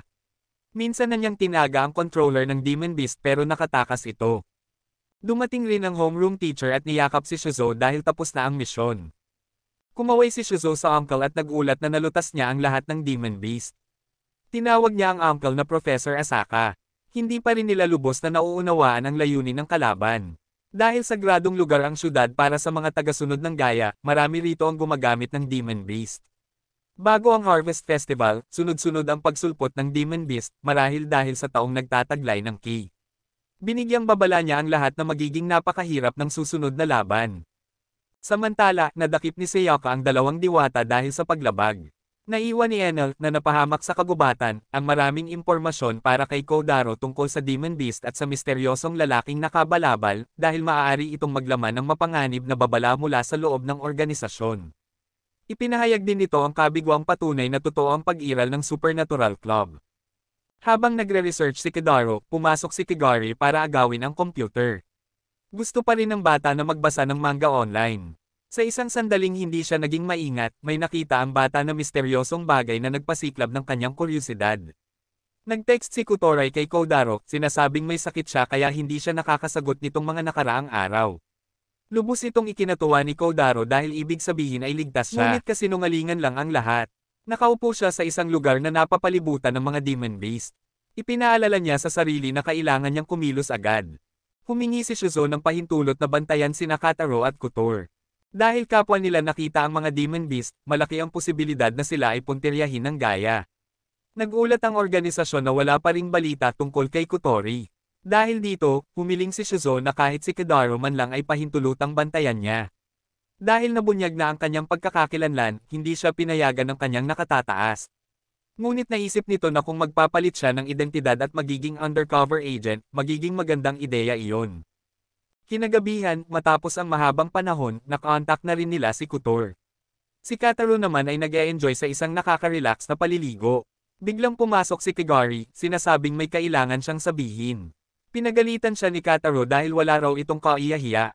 Para kay Kigari, ang mali niya ay pumasok sa banyo nang hindi naghuhubad, kaya agad niyang hinubad ang lahat ng suot. Tumayo siya ng seryoso sa harap ni Kotaro at sinabing kailangan talaga nila mag-usap. Samantala, inutusan ni Sayaka ang dalawang fairy sprite na hanapin si Kotaro. Sa tingin nila ay pamilyar ang hitsura nito. Sa City Fountain, iniimbitahan ni Kigari si Kotaro na tulungan siyang hanapin ang sarili niya. Akala niya dapat siyang iikot ni Kotaro sa modernong syudad. Iniisip ng bata na ang pinakamasarap na inumin ay ang kape sa kantin nilang pangit ang lasa, pero nalaman niyang may mas masasarap pa palang inumin sa mundo. Natagpuan ng dalawang sprite si Kotaro habang sabay na monitor siya ng mga guardian. Sumunod na destinasyon nila ang antique shop ng uncle pero sarado ito sa araw na iyon. Akala ni Kigari ay mga idol sila na hinahabol ng mga obsessed na fans, pero ang totoo, sila ay tinutugis. Napansin ni Kotaro na maraming ang sumusunod sa kanila. Inisip niyang dahil iyon sa nangyari sa gubat. Hinawakan niya ang kamay ni Kigari at tumakbo. Hindi pa rin ito maintindihan ng bata, akala niya sikat siyang idol at kailangan niyang makipag-interact sa fans. Mukhang kailangan ng ipagbawal kay Kigari ang paggamit ng internet. Tumakbo sila sa isang eskinita kung saan naroon ang mga tauhan ni Yoshino. Tinanong nila ang pangalan niya. Sinuntok ni Kotaro ang isa sa kanila, sinasabing puro paghingi lang ng address ang alam nito. Parang naalala naman siya ng lalaki. Lumabas mula sa likuran si Yoshino, isang lone wolf na hindi umano kailangan ng korona para maging hari. Nagulat siya nang makita si Kotaro. Hindi niya akalaing makakagawa agad ito ng mga kaibigan, lalo na mga bagong sisters. Pinaliwanag ni Kotaro nang mabilis na may mga humahabol sa kanila. Ipinakita sa kanila ni Yoshino ang isang daan palabas sa trash maze na hindi alam ng mga taga-labas. Naniniwala si Yoshino na kung may tatapos sa buhay ni Karo balang araw, walang iba kundi siya. Kahapon ay nag-text din daw si CQI sa kanya na may sakit ito. Nagbanggaan ng guardians at gaya sa eskinita. Ang lalaking may kulay kahel na buhok ay sinuwag ng aso ni Itori at tumilapon sa dingding. Agad siyang pinalibutan at binugbog ng husto ng mga tauhan ni Yoshino. Mabilis na tumakbo si Kotaro palayo, tahimik na nagpasalamat kay Yoshino sa pagresolba sa sitwasyon. Biglang nawala ng malay si Kigari sa yakap niya. Yun pala, nagka-craving lang siya ng kape. Dahil sa ayos nila, nagmukhang may ginagawa siyang malaswa sa isang bata. Habang bumibili siya ng kape, nakasalubong niya si Lucia. Nag-alala siya dahil bigla na lamang nawala ang lahat nitong mga araw. Para kay Lucia, kasalanan niya ang lahat. Yamakap si Kigari kay Kotaro mula sa likod, nagsasabi ng kung ano-anong nakaka-misunderstand, kaya napatingin si Lucia sa kanya ng may pagdududa at pagkainis. Binigyan siya ni Lucia ng huling babala, pareho silang dalawa ni Couture ay mga taong kailangan pangbantayan, pero balang araw babalik din sa normal ang lahat. Sinabi niyang kalimutan na sila ni Kotaro at mamuhay ng normal. Bumalik si Lucia sa homeroom teacher. Noon pa man, estudyante siya ni Professor Isaka, isang nakakatakot na tao mula sa pinakamalakas na pangkat ng mandirigma. Nakita niyang kasali sila sa laban, at iyon ay nagbibigay ng seguridad na nangangahulugang napakatindi ng sitwasyon. Pagkalipas ng isang mahabang araw, ang tanging nasa isip ni Kigari ay ang kape, ang pinakamagandang bagay daw sa buong mundo. Lumabas mula kung saan ang lalaking blonde, nagtatanong kung bakit napatay ni Kotaro ang kanyang aso. Pinaghihinalaan niyang isa itong guardian. Siya ay mula sa Gaia. Tumayo si Kigari upang protektahan si Kotaro. Sumugod si Kotaro at binigyan ng lalaki ng suntok na nagpabaligtad dito sa lupa. Tumawag ang blonde ng mga halimaw para umatake. Mabilis na ginamit ni Kigari ang kanyang ribbon at pinawi ang mga ito hanggang sa maglaho. Doon lamang niya napansin ang presensya ni Kigari. Nakaramdam siya ng pamilyar na amoy mula sa bata at naghanda sanang umatake. Ngunit sa sandaling iyon, dumating ang aso ni Yutori at muling sinuwag ang blonde, kaya nagkaroon ng pagkakataon si Kotaro na kunin si Kigari at tumakbo. Pagdating sa bahay, napabuntong hininga si Kotaro sa ginhawa. Lubos na ang kapangyarihan niyang magre-write pero sa pagkakataong ito, hindi siya nasaktan. Si Kigari ay namamangha pa rin sa sariling lakas, iniisip na baka isinilang siya para iligtas ang mundo. Ngunit ngayon, wasak na naman ang bahay ni Kotaro. Natakot si Kigari at itinuro ang refrigerator. Nang buksan niyon, nakita nila ang dalawang fairy sprite na nagkukubli sa loob. Tuwa naman ni Kigari na ligtas pa ang coffee package na in-order niya online. Nagmakaawa ang sprites para tulungan sila ni Kataro na nauwi sa pagkakakulong nila sa isang kahon na mas masikip pa kaysa dati. Agad nilang inamin na ipinadala sila para bantayan siya. Tumawag si Kutor, sinasabing kailangan agad pumunta ni Kataro sa gubat kasama si Kigari. Sinundan niya sila sa pamamagitan ng mga mata ng aso. Ipinaliwanag niya ang sitwasyon, si Kadaro ay tinitiktikan ng parehong organisasyon. Kapag nalaman nila ang tunay niyang pagkakakilanlan, siguradong madadamay siya. Pagdating nila sa kagubatan, binuksan ni Kotori ang isang pinto at hinaila papasok ang grupo ni Kodaro. Isang mahiwagang lugar ang naroon. Agad na tumakbo si Kotoray at humingi ng tawad dahil kailangan niyang isara agad ang harang upang hindi sila matagpuan ng kaaway. Ito ang lihim na base ni Kotor. Pakiramdam ni Kigari ay pamilyar ang lugar na ito dahil dito siya ipinanganak. Noong una, isa lamang siyang multo. Ngayon ay isa na siyang tao. Alam ni Store ang lahat ngunit hindi ito masabi kay Kataro. Masiglang hinawakan ni Kigari ang kamay ni Kotor dahil sa wakas ay mababawi na niya ang kanyang alaala. Ang mga halimaw sa paligid, pati ang aso, ay likha ni Kotori. Isa rin siyang tagapangalaga ng susi. Ngunit hindi siya gaya o tagapagbantay, kundi isang druid. 10 taon na ang nakalipas nang makakita si Kotoray ng isang sanga ng mistletoe na naglalaman ng mga selyadong alaala, doon siya naging druid. Simula noon, napakarami niyang hiling ang natupad. Kapalit nito, kailangan niyang protektahan ang susi, si Kigari. Dinala niya sila sa punong pinagtagpuan nila noon ni Kigari. Noong nagsisiyasat ang club, nakita niya si Kigari dahil hindi sinasadyang naangat nito ang harang. Sa ilalim ng puno ay naroon ang enerhiya ng mundo kung saan isinilang ang susi na nasaan yung tao. Ang bahagharing latian ay bunga rin ng pagtitipon ng enerhiya, hindi dahil sa polusyon. Dahil dito, kaya ni Kotor kontrolin ang napakaraming halimaw nang hindi umiikli ang kanyang buhay, dahil karaniwang gumagamit ng sariling buhay ang mga salamangkero para kontrolin ang mga ito. Mula ngayon, nakasalalay sa desisyon ng susi ang kapalaran ng mundo. Humingi ng tawad si Kotor kay Kataro dahil nadamay siya sa lahat ng ito. Tinapik ni Kataro ang noo niya dahil matalik naman silang magkaibigan. Noon, inamin niya ang nararamdaman niya kay Kotor ngunit tinanggihan siya nito. Sinermonan niya si Kataro sa kanyang kahangalan, habang hindi niya namalaya na tumutulo na pala ang kanyang luha. Tumangala si Kigari sa kalawakan.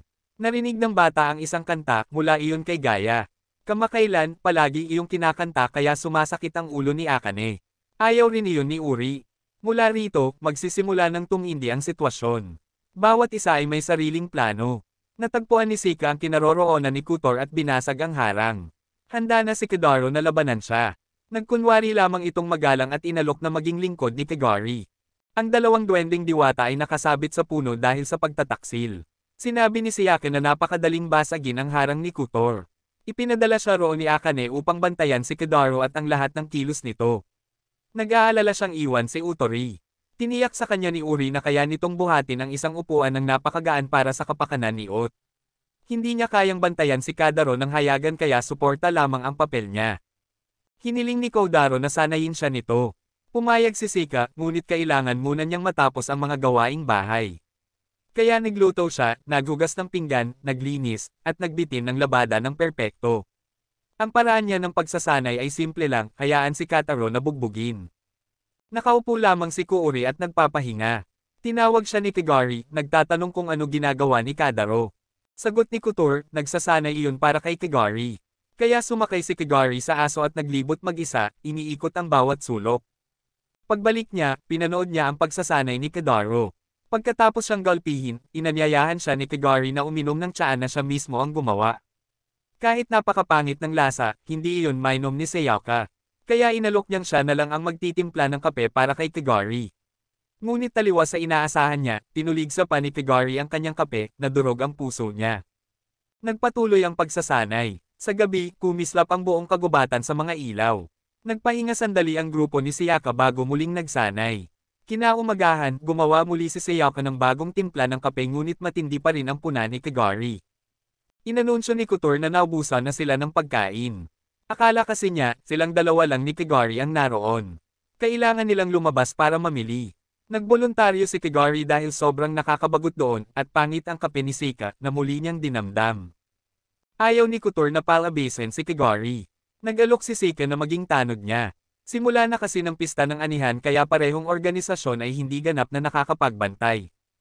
Masigla ang pista kahit may mga kaaway sa kalsada. Pagkatapos mamili, inalok sila ni Sayaka na ipakilala sa isang misteryosong tao. Pagpasok ni Kidaru sa silid, bumalik ang mga alaala, parang noong unang beses niyang makilala si Akane, ngunit ngayon ay hindi na siya pangulo ng Supernatural Club kundi susunod na banal ng Mortal Corporation. Sa labas, isa silang samahang kunwari ay nagpoprotekta sa kalikasan, ngunit sa totoo'y organisasyong may madugong layunin, hanapin ang susi. Ang pinagmumula ng mahiwagang kapangyarihan ng Pangulo ay si Gaia. Nagtataka si A kung bakit ang katauhan ng planeta ay nasaan yung isang ordinaryong bata tulad ni Kigari. Wala namang alam si Kigari, hinahanap lang niya ang kanyang sarili. Nilunok ni A ang inis niya at tumulo ang luha. Inabot ni Kigari ang isang lata ng kape sa kanya, at pinuri niya na kamangha-mangha ang mga bagay na ginagawa ng tao. Kahit simpleng bagay, nakakapagpasaya sa susi. Tumawa ng malakas si Ain. Inilabas niya ang questionnaire noong unang pagkikita nila ni Kataro. Gagawin niya ang lahat dahil napak-wonderful ng mga panahong kasama niya ang lahat. Nagpaalam siya, ito na raw ang huling beses na magkikita sila. Pinaalala ni Kidaro na may nakalimutan siya, ang pahintulutan siyang hawakan ang dibdib nito. Tinitigan siya ni A ng may matinding paghamak. Sa sobrang tensyon ng sitwasyon, iyon lang ang naisip niyang kahalayan. Habang nagtatanong si Kigari ng kung ano-anong bagay, inilabas siya ni Kidaro at isinara ang pinto. Nang sila na lang dalawa, isinandal niya si Akane sa pader. Nang sa wakas ay sumuko ito at hinayaang gawin niya ang gusto niya, tumigil si Kidaro. Nangako siyang ang huli at tanging beses na hahawakan niya ang dibdib ni Inay kapag muli silang nagkita sa Silid Club. Sa panig ng mga tagapagbantay, natukoy na nila ang mga posibleng lugar kung saan maaaring lumitaw ang susi.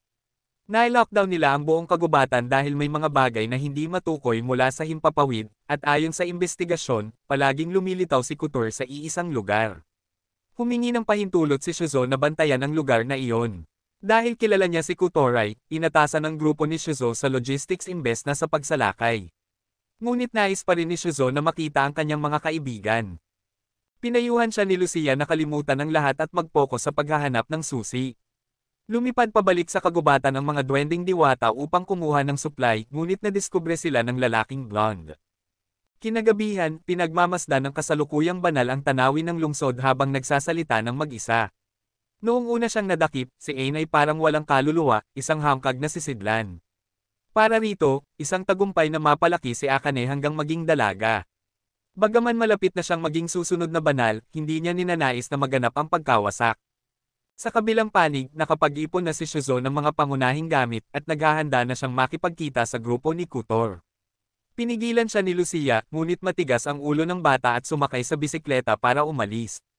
Inilabas ni Lucia ang espada at itinapat ito sa mukha niya, siya na raw ang haharap sa problemang ito imbes na si Shizo. Nangako siyang ligtas siyang makababalik. Sa gabi, nagpatuloy ang pagsasanay ni Kidaro. Totoo, lumalakas siya, ngunit dahil sobra siyang umaasa sa kanyang kapangyarihan, hindi pa rin niya matalo si Sayaka. Ang kapangyarihan niya ay mag-rewrite ng sariling limitasyon, napakalakas, ngunit may kabayaran.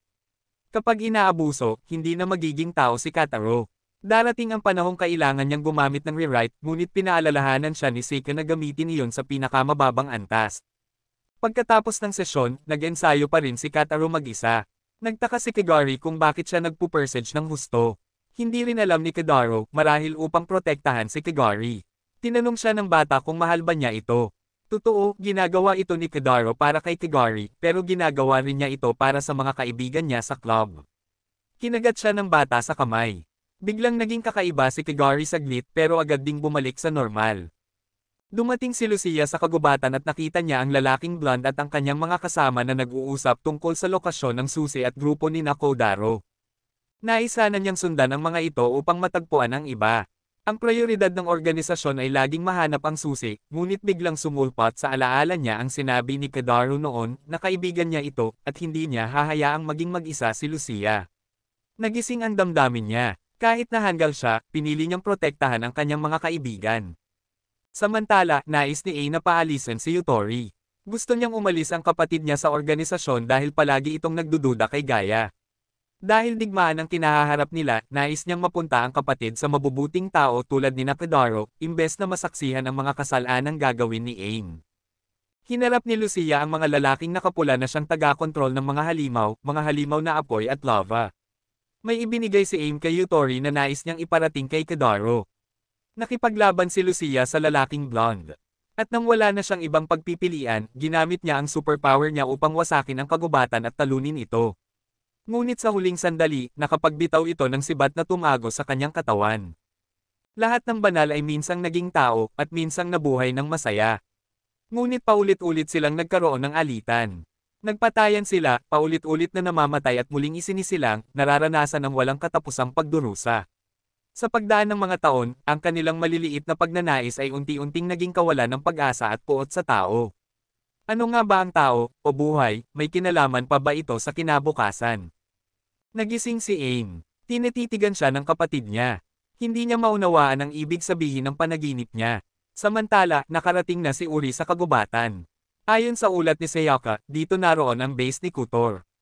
Nakita niya si Lucia na hirap at nakahandusay sa tuyong lupa. Agad niya itong nilapitan at inalalayan, balak agad dalhin sa ospital.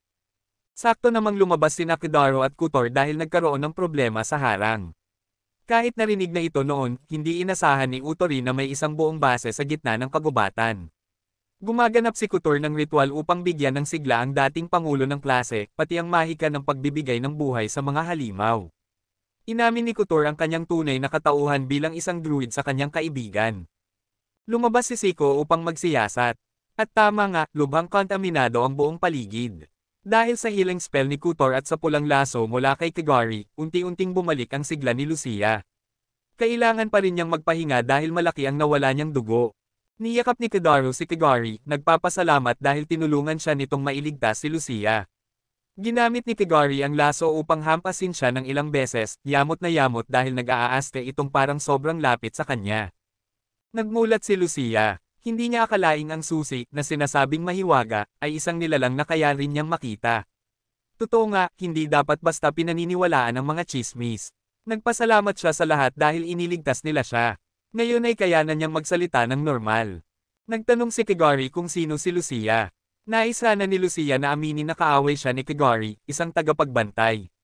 Ngunit kagad sumingit si Butri, at sinabing magkakaibigan silang lahat, mga miyembro ng Supernatural Club. Dahil dito, napaiyak si Lucia sa tuwa. Bumalik si Sika upang iulat ang resulta ng investigasyon. Mula ngayon, kailangan nilang mag-ingat palalo, at ang pagsasanay ni Kadaro ay magiging mas mahirap.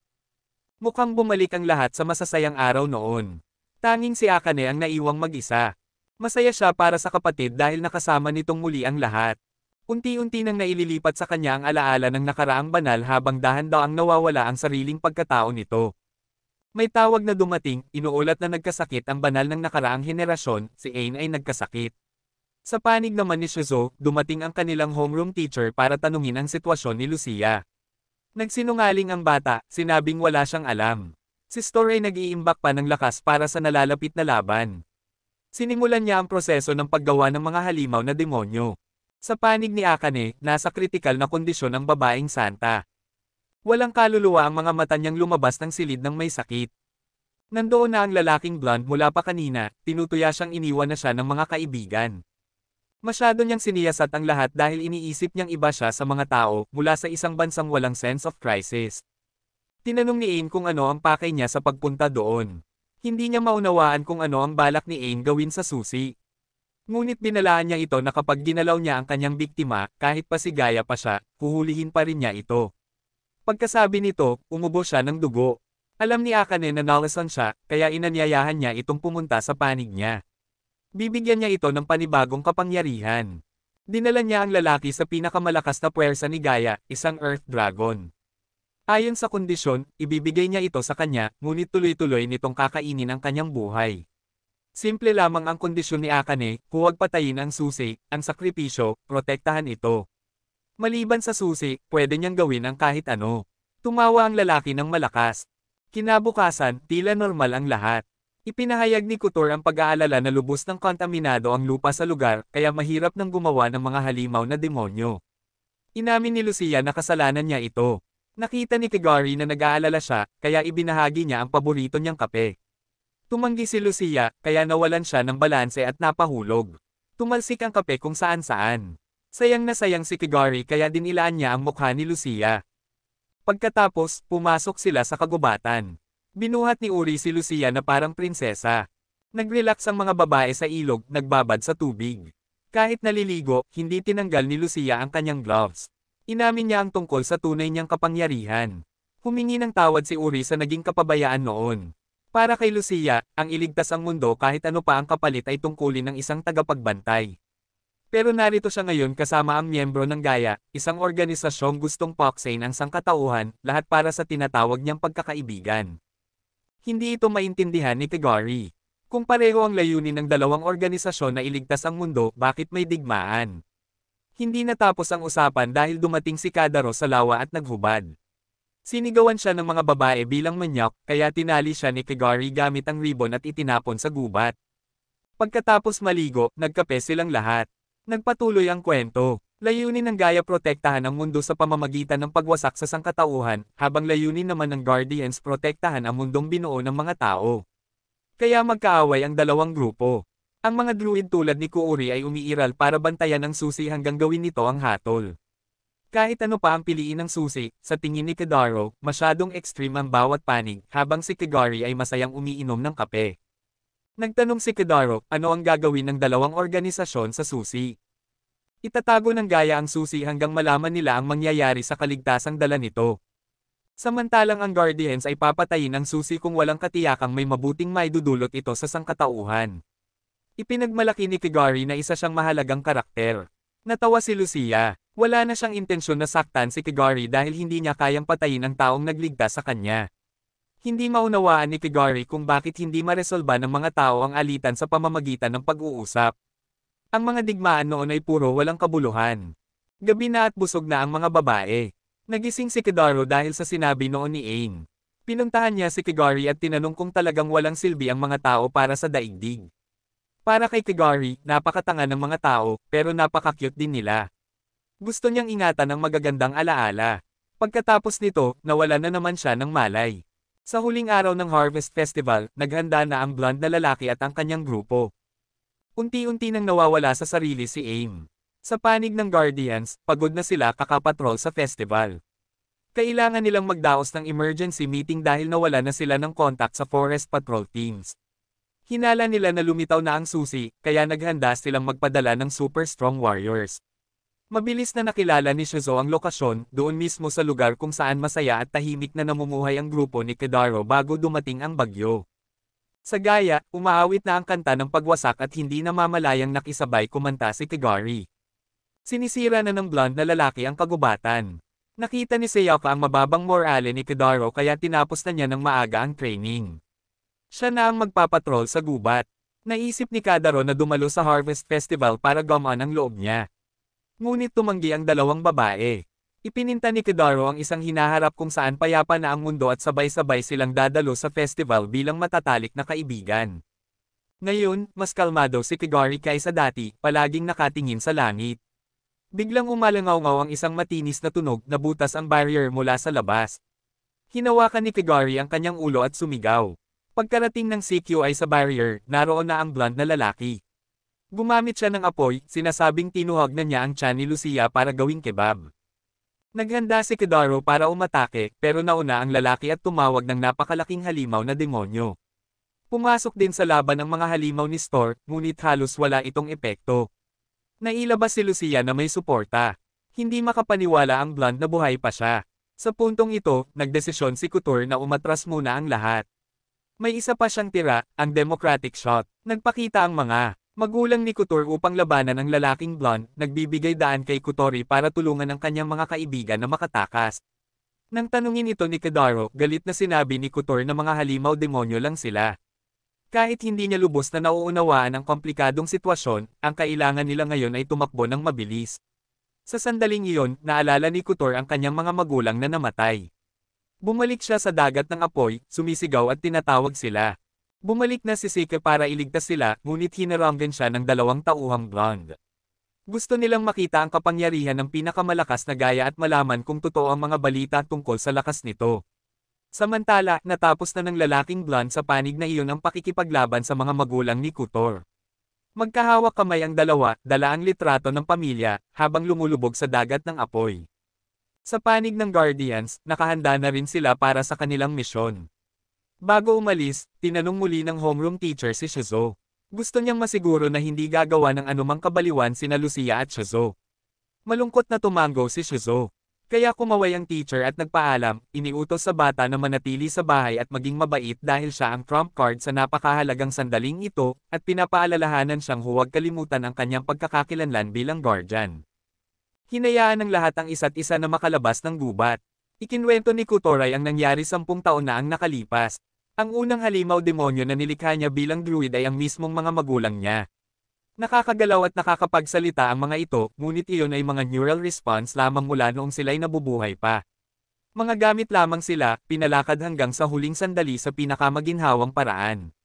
Dahil sa pagwawala ni Kutoray, lubos na nag-alala ang lahat. Humingi ng tawad si Kidaru dahil kahit matagal na siyang nasa tabi niya, hindi niya napansin ang kakaiba at hindi niya maalala ang nangyari 10 taon na ang nakalipas. Para kay Kutor, hindi niya kailangang humingi ng tawad. Papalapit na ang apoy ng lalaking blonde. Sa kabutihang palad, ligtas ang lahat. Itinulak ni Kidaru si Kigari palapit sa kanya, inutusan ang iba na mauna ng tumakbo, habang siya ang maiiwan upang harapin ang lalaki, nagpapangakong magkikita silang muli. Pinuri ng lalaking blonde ang dakilang sakripisyo ni Kidaru, sa sobrang pagkaantig, gusto raw niyang masuka. Binalaan siya ni Kidaru na huwag gagalawin si Kigari, ngunit hindi naman si Kigari ang target. Ang gusto niyang patayin ay si Kidaru lamang. Gusto niyang wasakin ang lahat. Nagbagsakan ng dalawa sa labanan. Napakalaki ng diferensya ng lakas kaya sunod-sunod ang pagkatalo ni Kidaru. Nagtataka ang dalawang sprite kung paano siya nakakabuhay habang kontrolado niya ang dalawang malaking halimaw demonyo ng sabay. Kahit binubugbog, patuloy na tumatayo si Kidaru, wala ito kumpara sa demonyong training ni Sika. Gamit ang mga kuko niya, nasugatan niya ang dibdib ng lalaking blonde. Minura siya ng lalaki bilang batang suwail. Dumating ang mga reinforcement ng Guardians, ang mga uncle, mula sa pub na pinuntahan ni Kidaru kamakailan. Nang makita nila ang Ki, si Kigari, mabilis nilang natukoy ang target. Tumayo si Kidaru sa harap ng bata para protektahan ito. Sumakay ang lalaking blonde sa isang halimaw demonyo, sinasabing haharanggan niya ang Guardians para makatakas sina Kidaru at Kigari. Lubos na nalito si Kidaru, habang nagbubulong ang lalaki na hindi raw niya dapat ipinangako ito kay Aim. Pagkatapos noon, sumugod siya para labanan ang Guardians, at ginamit ni Kidaru ang pagkakataon upang tumakas. Nagbanggaan at nagsalpukan ang magkabilang panig. Umabot na sa hangganan ang lalaking blonde. Naalala niya ang nakaraan kasama ang kanyang mga kapatid at ang girlfriend na laging nagbibiro sa kanya, hanggang sa mapaslang ito ng militar habang wala siyang nagawa. Gusto niyang masaksihan ang pagguho ng mundong kinasusuklaman niya. Naiulat na sa Guardians ang pagtakas ng Ki. Habang tinutulungan ni Kidaru si Kigari tumakas, iniisip pa rin niya ang mga sinabi ng lalaki. Kapag nabuhay si Kigari, sisirain niya ang mundo. Tinanong niya kay Kigari kung ano ba talaga ang kaligtasan. Dahil sa pagmamadali, nadapa siya. Naabutan sila ng Guardians, pero mabuti na lamang si Shizuo iyon. Dumating siya para gamutin si Kadaro dahil miyembro rin siya ng Supernatural Research Club. Nagising si Kadaro sa ilalim ng puno. Napalibutan siya ng mga kaibigan. Napagaling na ang mga sugat niya. Sa ngayon, ligtas sila sa isang pasilidad ng gaya na tinatawag na Stone Research. Isang bagong mundo ang nilikha gamit ang teknolohiya ng gaya na ginagamit bilang imbakan ng halimaw demonyo. Ngunit kakaiba ang kilos ni Kigari simula kaninang umaga. Patuloy pa ring umaawit ang kanta ng pagwasak. Dumating si Aim upang tanungin ang santa kung bakit niya pinipilit lipulin ang mga tao. Sa loob ng napakaraming henerasyon, naipapasa ang kaluluwa at alaala ng santa sa susunod na tagapagmana. Kinuha ng santa na hindi pa lubos na nalunod si Aim sa poot na iyon, ngunit tiyak na nakaukit na ito ng malalim. Sa bawat henerasyon, pinapatalas at pinatatatag ang kawalan ng pag-asa. Wala silang dalang magagandang alaala upang malabanan ang despair.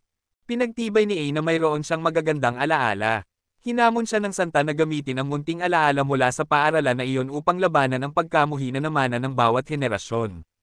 Maingat na naisagawa ang plano, dadalhin nila ang susi sa banal na lugar upang ipagpatuloy ang kanta ng pagwasak at siya man ay pupunta roon. Nakiusap si Ain na sumama. Nagpapatuloy pa rin sa kasiyahan ang lahat. Kung nandito lang sana si President Ain, sabi nila. Tinawag ni Kidaru si Kigari na naglalakad pa rin na parang tulala, tinutokso siyang wala ng kape.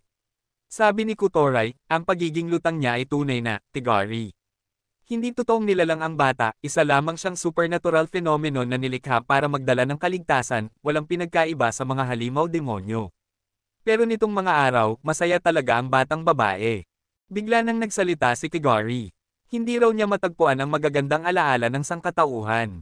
Wala siyang makita kahit ano. Kinagabihan, naghanda ang santa upang sumakay ng eroplano. Bago iyon, inutusan niya ang lahat ng controllers ng halimaw demonyo na atakihin ang lungsod. Gusto niyang wasakin ang lahat. Sinubukan siyang pigilan ng kanyang asawa, pero malupit itong pinatay ng isang halimaw demonyo. Para sa kanya, ang mga taong hindi nakaranas ng tunay na pagdurusa ay walang kakayahang gumawa ng anuman. Tinanggal niya ang breathing tube, iniangat ang kamay upang tawagin ang key. Sumigaw si Kigari. Ang munting bata ay hinihigop ng isang entidad. Nakilala ni Uri ang pamilyar na awit. Unti-unting nagbago ang lahat. Napagtanto ni Kataro na nakatayo siya sa ilalim ng isang napakalaking puno. May tumawag sa kanila mula sa Stone City pabalik sa Kazmatsuri. Lumitaw ang mga halimaw demonyo, inaatake ang mga tao. Lumalawak ang kagubatan. Nakatayo si Kigari sa gitna ng kaguluhan. Ayon sa santa, dumating na ang sandali ng kaligtasan.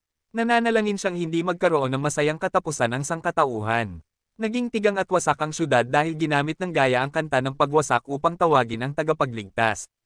Kung nais niyang iligtas ang sangkatauhan, kailangan ni Kodaro na patayin ang key. Pasan-pasan ni Kadaro si Kigari paakyat ng hagdan habang nagkakatayan na ang mga tao sa labas. Patay na ang nakaraang henerasyon ng santa at ang kanyang assistant. Si Ain ang naging susunod na santa.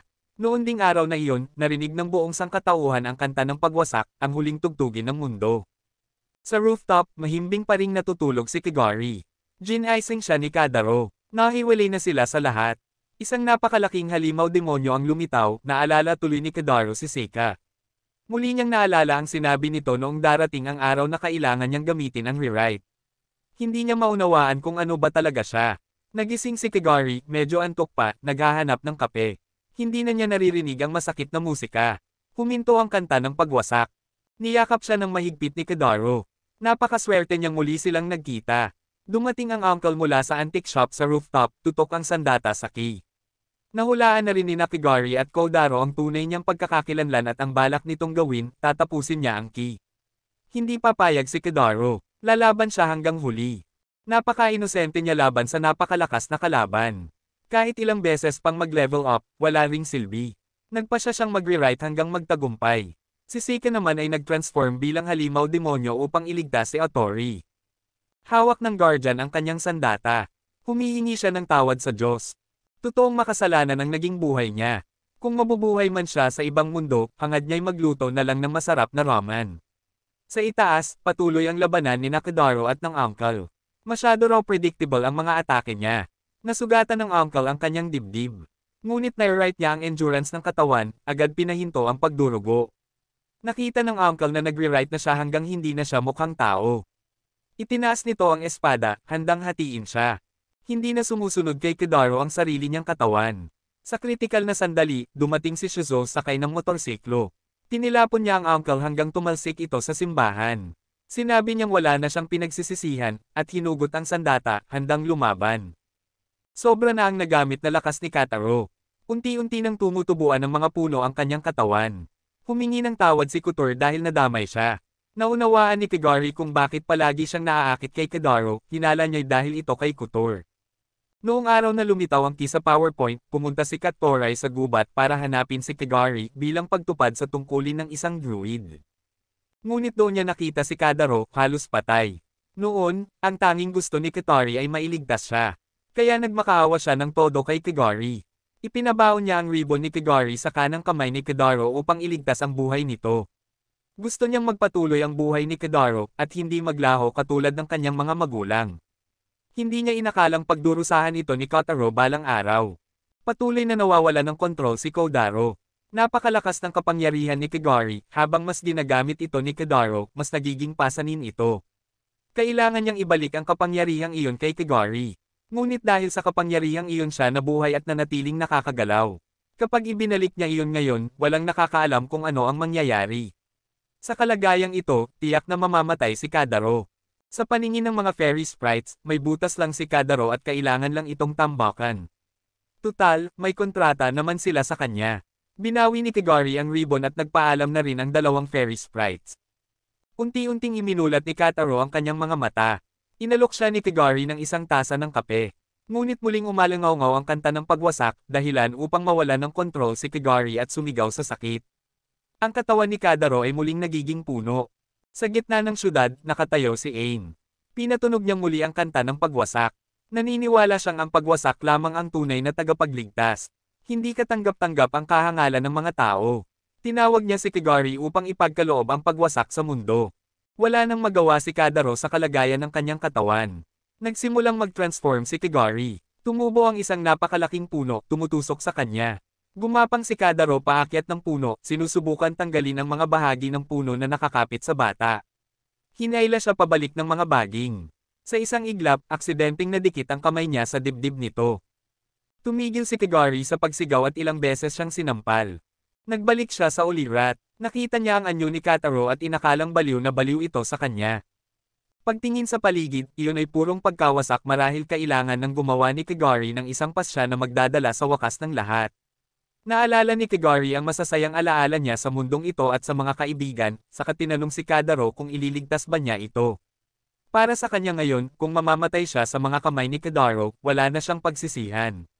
Pumikit siya ng payapa, hinihintay na tapusin ang lahat. Mahigpit siyang niyakap ni Kadaro. Hindi niya iyon magagawa. Pinagalitan niya si Kigari dahil sa pagiging hanggal. Sobrang nag-aalala siya para sa kanya. Sa dami-dami ng tao sa mundo, hindi maintindihan ni Kigari kung bakit si Kadaro pa ang ganitong kawalang pag-asa na tanga. Nakita iyon ni Kyori kaya umiwas na lamang siya at umalis. Muling nagtagpo sina Shizo at Lucia. Magkasama silang naglaho sa kawalan. Sa mga huling sandali bago mamatay, tinawag pa rin ni Shizo ang kanyang ina at ama, at hiniling na sana'y makakain silang muli ng cutlass fish bilang isang buong pamilya. Si Aiken naman ay tumatawa ng baliw sa itaas dahil nagwakas na ang mundo. Lahat ay naglaho. Hinawakan ng kanyang kapatid ang kanyang kamay kaya unti-unting bumalik ang kanyang katinoan bago sila sumabay na naglaho.